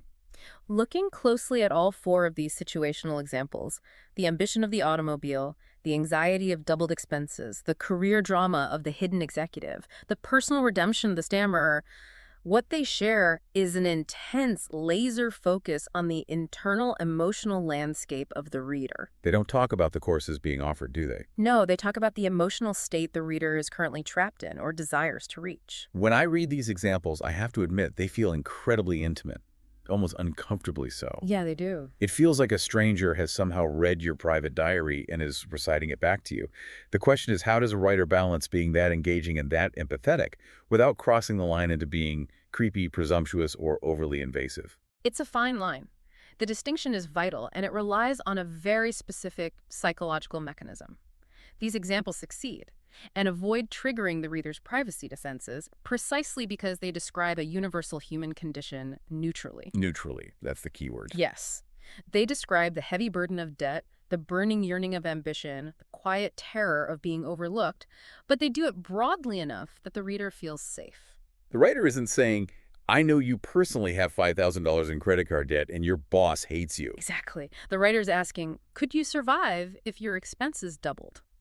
The neutrality of the prompt allows the reader to project their own specific, highly personal life details onto the scenario. It operates almost like a psychological Mad Libs. That's a great way to put it. The writer provides the universal emotional structure, the fear, the hope, the stakes, and the reader's own brain automatically inserts their own private pain points into the blanks. So your practical takeaway here is to deeply analyze the exact emotional or financial pain point your target audience is experiencing. Like, imagine them at 2:00 p.m. on a Tuesday, staring blankly at their computer screen, feeling overwhelmed. Right. Write your opening as if you are a reporter broadcasting live from inside their own unarticulated desires or fears. You are delivering the news of their own life back to them.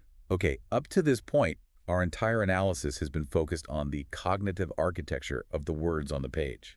The writing itself. But Collier dedicates a significant, equally important portion of this chapter to a completely different dimension of news interest. He moves from the mental architecture to the physical architecture. The physical packaging of the news. This is where it gets really fun. This is where we realize that news interest isn't just about the text. We process the physical world milliseconds before we comprehend language. Exactly. The physical presentation of the message, the envelope it arrives in, the texture of the letterhead, the visual weight of the postage stamp at all, must also flag the reader's attention. If the physical packaging contradicts the words, or if it looks exactly like the mass of Daily Mail, the news hook fails before it is even read.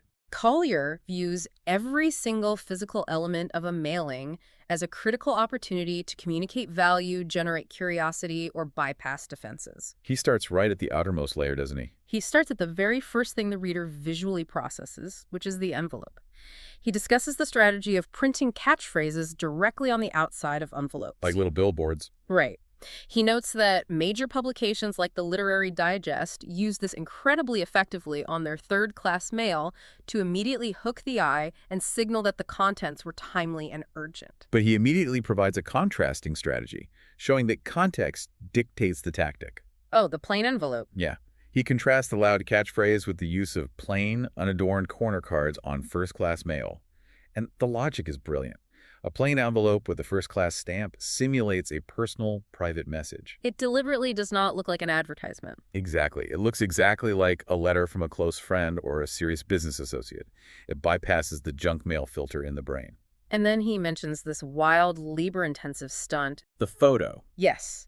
A young guy who would cut out pictures of executives from trade papers and literally paste the recipient's actual photograph on the front of the envelope. The psychology of pasting the recipient's photo on the envelope is just a striking example of guaranteed attention through absolute personalization. I mean, if you pull an envelope out of a stack and see your own face looking back at you, you are biologically incapable of throwing it away unopened. It communicates a powerful subconscious message. This object was crafted specifically, exclusively, and painstakingly for you. It is the ultimate flattery. Let's examine the letterheads and visuals too, because this completely shifts how we think about the blank space on a page.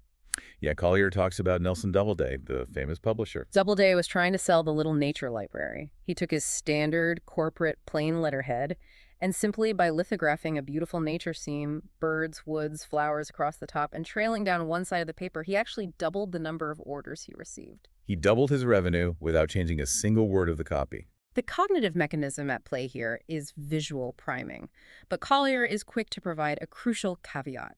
He notes that pictures must add essential background, not just serve as pretty irrelevant decorations. Because the nature scene works specifically for a nature library because it instantly set the mood. Right, it transported the reader into the environment of the product before they read the first sentence.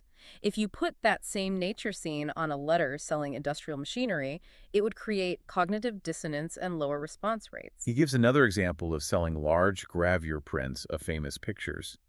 By tipping in, which is the process of lightly gluing a small, actual reproduction of one of the prints onto the upper left-hand corner of the letterhead, they added nearly 50% to the pulling power of the letter. Tipping in a sample is a profound tactic because it transforms an abstract sales pitch into a concrete sensory experience. He mentions doing this with tactile samples as well. Oh, the leather and wool. Yeah. Yeah, if a company was selling a traveling bag, they would physically attach a small piece of the actual leather to the letterhead. So the reader isn't just taking your word that the leather is tough. Exactly. They're pinching it, bending it, smelling it. If they were selling an overcoat, they would attach a swatch of the wool cloth. You can physically feel the warmth and verify the color. It completely bypasses the logical defense mechanism because the proof is resting literally in the palm of their hand. It is a total sensory override. Collier even obsesses over the physical geometry of how the paper itself is manipulated. He details what he calls the military fold. The military fold is a masterclass in controlling the user experience. Normally, a letter is folded so that when you extract it from the envelope, the blank back of the page is the first thing you see. Right, you have to physically unfold it to find the start of the message. But the military fold reverses this. The letter is folded outward. Therefore, the very moment you pull it from the envelope, only the salutation and the tightly crafted, compelling first line of the letter are visible. Collier claims this tiny, seemingly insignificant physical detail alone increased orders by 10%. 10%. Just by controlling the exact sequence of words the eye is forced to hit first. It removes a microscopic fraction of friction between the reader and the hook, and we absolutely cannot skip his analysis of the psychology of stamps. Oh, this is where we get into the deeply subconscious semiotics of mail in the 1930s. It's so granular. He found, through rigorous testing, that 2 red 2-cent stamps pulled significantly more replies than 1 4-cent stamp. Even though the postage cost is exactly the same. Exactly. And 1 red 2-cent stamp pulled better than 2 green 1-cent stamps. And sometimes, using a black ribbon 1-cent metered mail mark actually outpulled a standard 2-cent stamp. This reveals a profound understanding of subconscious human perception and heuristics. The recipient does not consciously analyze the postage. No, but subconsciously their brain is reading the physical evidence. 2 stamps feel like more human effort was expended. Somebody had to physically lick and align 2 separate items instead of 1. Right. It feels like a heavier, more important package, which triggers a subtle sense of subconscious reciprocity like, they put in effort, I should at least open it. Conversely, a black ribbon meter might look more like an official, urgent corporate document demanding immediate attention. Whereas a green stamp simply signals cheap, bulk junk mail. Every micro-decision in the physical presentation communicates a subtle but powerful message to the recipient's subconscious before a single word is read. I'm analyzing these tactics, and it's impossible not to excitedly compare these 1930s physical mail strategies to modern digital marketing architecture. The parallels are exact, aren't they? They really are. The catchphrase on the outside of the envelope, that is exactly the same cognitive function as A/B testing your email subject lines. Oh, absolutely. The military fold, forcing the eye to the hook, that is the exact principle behind optimizing the UI and UX of your digital landing page so that the primary headline and call to action are positioned above the fold on a smartphone screen, requiring zero scrolling. It's the same exact friction reduction. And tipping in a physical piece of leather. That is the 1930s equivalent of embedding a personalized video thumbnail or a clickable interactive widget directly into the email body. The technological medium has evolved drastically, but human psychology hasn't changed one single bit. The neurological hardware of the recipient remains completely identical. The brain still craves novelty, still resists direct selling, and still judges value based on presentation. So true. Whether it's the texture of a postage stamp, the hex code color of a buy now button, or the specific typography used in a video thumbnail, every single micro decision in your presentation is a critical opportunity to communicate one vital overarching message. Which is, This message is unique, it is highly valuable, and it is entirely worth your scarce and precious time. The practical takeaway here is absolute. Do not neglect the packaging. You could have drafted the most brilliant, empathetic, news hook-driven copy in the world, utilizing the perfect narrative bridge. But it will completely fail if the envelope or the email subject line or the ad creative wrapper looks exactly like the generic, low-effort junk the reader usually throws away. The wrapper must be as intriguing and meticulously crafted as the candy inside. If we synthesize everything we've explored across this chapter, a very clear, slightly intimidating but immensely powerful philosophy emerges. Yeah, it really shifts your perspective. The central, most memorable insight of Chapter 3 is that your message does not exist in a vacuum. It exists in a highly competitive, ruthless, and noisy attention economy. You are never just selling your product.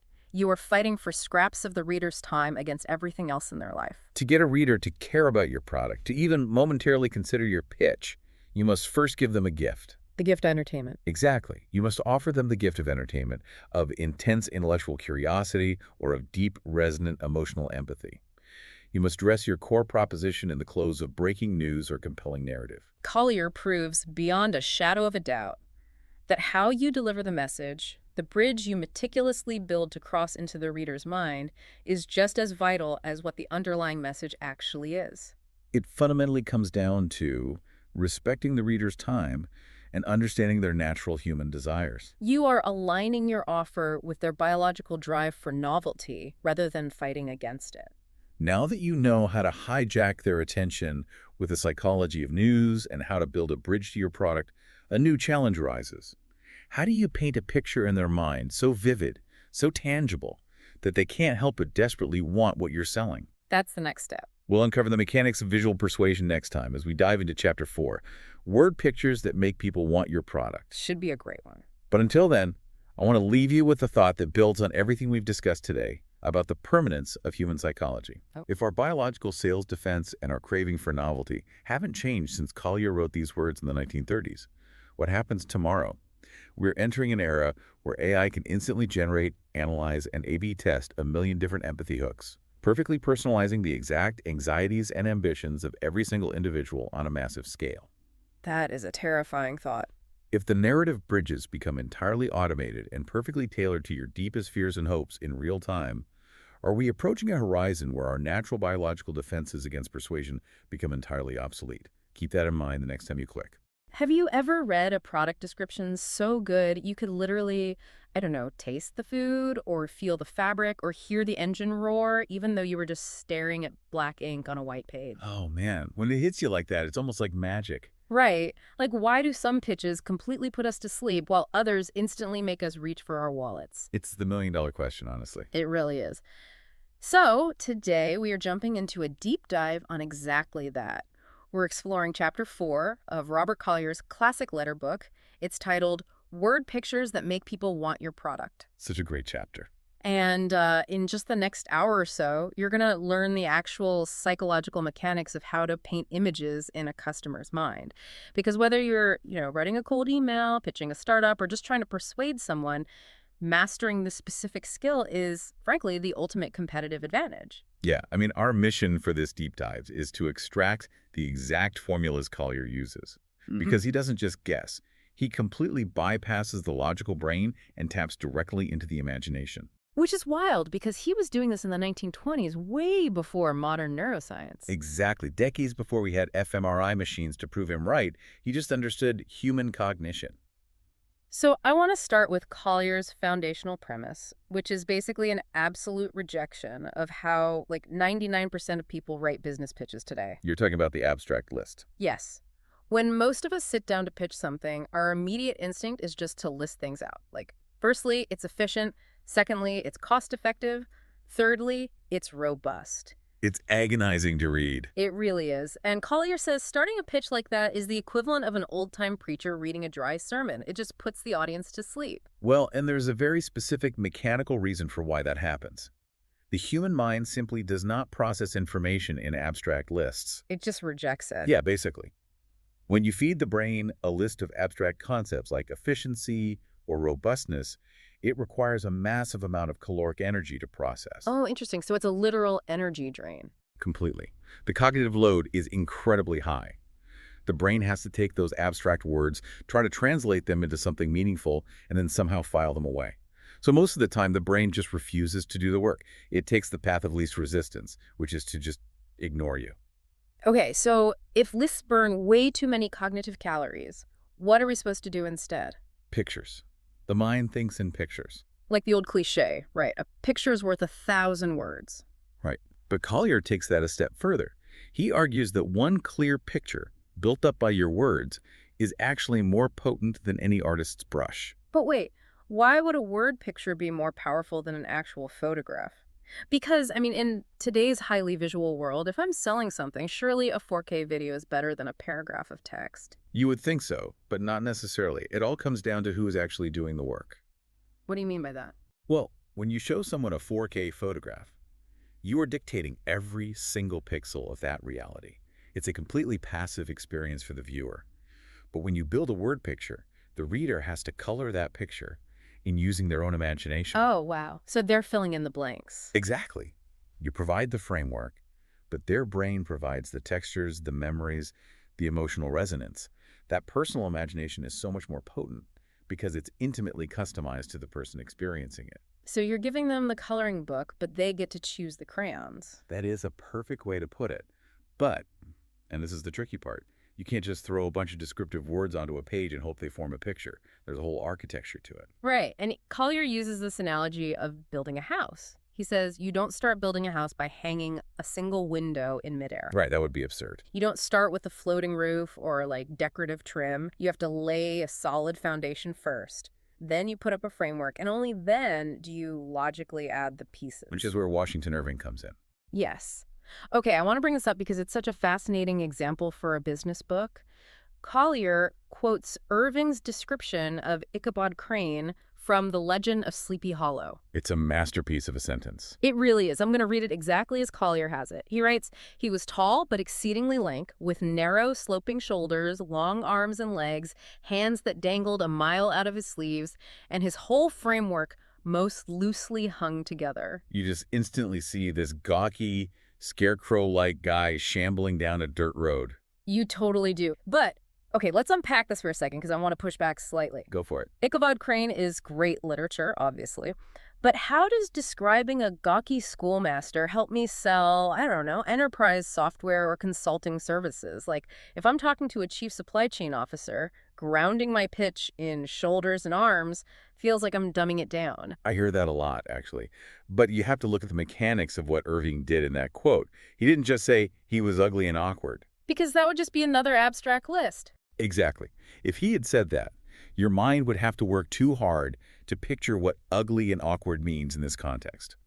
Instead, he gave us highly familiar physical blocks. Like the shoulders, arms, sleeves. Right. Every single human being on Earth intimately understands those basic shapes. They are universal. That is the solid foundation. And then, once that framework is in your mind, he hangs the decorative features on it. Ah, like the hands dangling a mile out of the flesh. Yes. He took something universally understood and bent it slightly. So for you writing a pitch today, the practical takeaway is sequence. Start with a basic, universally understood framework before you start hanging your specific decorative features on it. Okay, so translating that to, say, selling complex logistics AI. If I start my email talking about predictive data routing and machine learning neural nets. You're hanging windows in thin air. Right, I'm forcing them to burn calories, figuring out what I mean. But if I start with the concept of a massive warehouse, a delayed truck, and a frantic dispatcher staring at a spreadsheet. Now you've built a room they can stand in. That makes so much sense. I'm giving them a sturdy mental hook before I ask them to hold a heavy new concept. Precisely. And this leads right into the next major step Collier talks about, which is figuring out exactly what kind of familiar blocks to use. Right, because he says a sale is made entirely in the reader's mind. It's a sequence of impressions. But to register those impressions, you have to tie your offering to something the reader already intimately knows and loves. The bridge of familiarity. Exactly. You must speak the listener's language. If you use entirely new vocabulary, the brain just rejects it. To show how this works, Collier shares this brilliant excerpt from a book called David Harum by Edward Noyes Westcott. Oh, the horse racing analogy. This is gold. It is so good. So the character, David Harum, is trying to describe a piece of classical music specifically, a soaring organ piece called The Lost Chord. But he's talking to his friends, and they are all horsey people. They're equestrians. Right, horse traders, racers. They don't know anything about pipe organs or sheet music. So how does he describe a musical crescendo? He says, and I love this, jogging along with a loose rein for quite a piece, striking right into his gait, finishing up with an amen that carries him quarter way around the track before he can pull up. It's just genius. He completely translated a musical crescendo into a horse race. He didn't use words like tempo or forte or any of that. No, because he understood schema theory even if he didn't know the term. We all have these cognitive frameworks or schemas based on our lives. His friends had a deep schema for the adrenaline of a horse sprinting past the finish line. They had zero schema for classical music. Right. So he just took the emotional trajectory of the song and mapped it perfectly onto the horse racing schema. That is wild, and Collier gives these rapid-fire examples of familiar similes that do the same thing. The rapid-fire ones are great because they're so punchy. Yeah, he suggests things like apples like those with which Eve tempted Adam, or satisfying as sinking a 10-foot putt on a rough green. And like a home run in the ninth inning with the bases full? Yes. Think about how much emotion is packed into that one sentence. A home run in the ninth inning isn't just sports trivia. It's like a zipped file of pure triumph. It's the roar of the crowd, the comeback, all of it. By tying your product to that image, you are essentially hijacking all that pre-existing emotional weight. Here's where it gets really interesting for modern business, I think. It's like when you try to explain a complex strategy to a founder who happens to be a huge gamer. Oh, I see where you're going with this. Right. Like if I use corporate jargon, cascading, synergistic deliverables, they tune out. But if I compare it to a skill tree in a video game... You get it instantly. Yeah, you say, investing in this marketing channel now unlocks the base of the skill tree, which automatically opens up these 3 revenue streams later. You've hijacked their existing mental architecture. It's the ultimate cognitive shortcut. You bypass the skeptical part of the brain entirely. So the practical takeaway for you listening is that you really have to audit your audience. Ruthlessly audit them. Don't describe your product in your industry terms. Use the vivid, familiar terminology of their hobbies, their daily life. Exactly. But it's not quite enough to just be familiar. Collier transitions from there into how we apply this to the actual physical products themselves. Because you have to be sensory, right? You have to make the abstract tangible. Yes. You must trigger the sensory cortex in the brain. Okay, the examples he gives here are stunning. I want to read a few of his product descriptions, just lingering on the phrasing. Go for it. So instead of saying a rug is high thread count, he writes, under her feet a rug so thick that she felt her shoes must be hidden in its pile. See, when you read felt her shoes must be hidden in its pile, your brain is actually simulating the feeling of sinking into that rug. It's like a physical reaction. It is. The brain experiences a shadow of that physical sensation. He does it again with ginger ale. He doesn't list the ingredients or the carbonation process. He says, akin to the lore of the winemakers of France, stimulation like that of mountain air. He's describing the physical sensation of drinking it, crisp, biting, expanding your lungs. It's the experience, not the specs. But okay, the absolute masterpiece of this chapter, and I know we both love this one, is how he describes bacon. The bacon quote. It's legendary. I just have to read it. When the fragrance of its frying rises through the area, passers-by give savage cries and raven at the railings. Often we stand for hours before a sight of our wonderful bacon, musing in deep reverie. It is so dramatic. I love it. I mean, I'm laughing just reading it out loud, but I have to ask, is it possible to go too far? Like, savage cries and raven at the railings over breakfast meat. It's totally absurd. Right, so if I'm trying to sell something, does that actually work, or does it just make me look ridiculous? It absolutely works, and Collier explains exactly why. He says to put life, and when possible, a smile into your descriptions. Because humor lowers their defenses. Exactly. When people know they're being sold to, they cross their arms mentally. They're looking for holes in your argument. Why shouldn't I buy this? Right. But when you make them smile, when you hit them with savage cries over bacon, they relax. They get a little dopamine hit. They transition from a defensive posture to being entertained. And while their guard is down, that sensory description of the frying fragrance slips right past their skepticism. Oh, wow. So the absurdity is just a Trojan horse for the sensory detail. Exactly. And notice he doesn't talk about the price per pound. He describes the behavioral reaction to the product. So if you're writing a website bio or a pitch deck, you need to hunt down all those abstract adjectives like high quality or innovative Delete them all. and replace them with physical sensations. Don't say a paperweight is heavy in premium. Say it's heavy enough to double as a doorstop in a hurricane. Perfect, yes. Make them feel the weight of it. Which brings us to the core engine of this whole thing. We have the architecture, we have the familiarity, we have the sensory paint, but Collier says you need an actual engine to drive the purchase. And this is his most profound psychological observation, in my opinion. The difference between intellect and emotion. Right. Collier argues that people only cultivate their intellect under the lash, but they revel in emotion at any and all times. Under the lash, that's such a heavy phrase. It is, but what he means is that using our pure analytical intellect takes immense effort. We only do it when we're forced to, like when we're at work or doing taxes. It burns those cognitive calories we talked about. Because you do it under duress, but emotion. Emotion is effortless. It takes 0 calories to feel joy or fear or nostalgia. That's why educational lectures have empty seats, but movie theaters are packed. Because people want to feel something. Always. They actively seek out emotion. So how does he translate that into selling? Because obviously we can't just make our customers cry for no reason. He says you have to weave the product into a human story. You can't just talk about the inanimate object.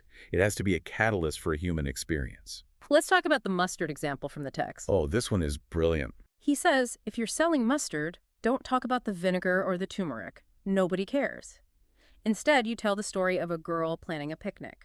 She puts all this loving care into the sandwiches, carefully packing the savory mustard. And then, the boy she's with completely forgets to eat any of the food just because he's so captivated by being with her. Think about what that does. It associates a $2 jar of mustard with young love, romance, and the perfect summer day. It's completely irrational, but it works. Yeah. And he does the same thing with the velocipede, the child's tricycle. Right, the father who carves it out of wood. Yeah, he's too poor to buy a toy, so he stays up late carving one secretly. And it not only makes his son happy, but it eventually turns him into a wealthy toy manufacturer. It's a rags to riches story fueled by a father's love. And even a rubber tire, the most boring object ever. He tells the story of a young vet inventing it just to make a comfortable wheelchair for his invalid mother. Because Collier knows that emotional appeals will triple and quadruple your returns compared to purely intellectual ads. But wait, if emotion is the engine, why do we even bother with the facts? Because people need a logical excuse to buy. To salve their conscience. Exactly. Nobody wants to admit they spent money just because a story made them feel warm and fuzzy. They need logic to justify it to themselves or their spouse or their boss. But the actual urge to buy is pure emotion. So, what does this all mean for us? It's like buying a sports car, right? Totally. You tell your friends you bought it for the reliable German engineering and the great resale value. That's the intellect. And the logic. But you really bought it because of how the engine roared during the test drive. The emotion was the engine of the sale. The intellect provides the alibi, but the emotion commits the crime. Oh, I love that. The intellect is just the alibi. So you have to give your customer the logical facts they need, but realize the decision happens the moment they feel a lump in their throat or a laugh or a surge of empathy. You're selling the story behind the creation of the product. So to synthesize all of this, what's the one big takeaway from Chapter 4? The soul of this chapter is that you are never actually selling a product. You're selling an experience. Yes, you are constructing a highly specific, emotional, and visual experience inside the mind of the buyer. You use familiar concepts, you paint with sensory details, and you fuel it with human emotion. By doing that, you bypass the friction of a traditional sales pitch. You aren't pitching them, you're offering them a compelling movie in which they are the star. Exactly. And Collier just makes the complex art of copywriting feel as simple and energizing as telling a good story to a smart friend. He really does. But now that we know how to paint the picture, how do we actually get the reader to step inside the frame and take action? Like, how do we get them to sign the check? Well, that is exactly what we'll uncover in the next chapter. I can't wait. But before we wrap, you had a final thought on this, right? I do. A bit of a provocative question to leave you with. Collier tells us we must build our word pictures using familiar imagery, like the 10-foot putt or the home run. Right. But if we strictly rely on imagery, the audience already knows. Does that limit our ability to sell truly revolutionary, unprecedented ideas? Or is wrapping the unknown in the comforting blanket of the deeply familiar the only way true innovation is ever adopted? Is familiarity the only way we accept the future? That is something to mull over. Thank you so much for joining us on this deep dive. We'll see you in the next one. What you just listened was the beginning of a full audio, way longer, explaining every single chapter of the book. If you would like to keep listening to the end and access to the full audio, you can access it with the link down below in the description and in the pinned comment.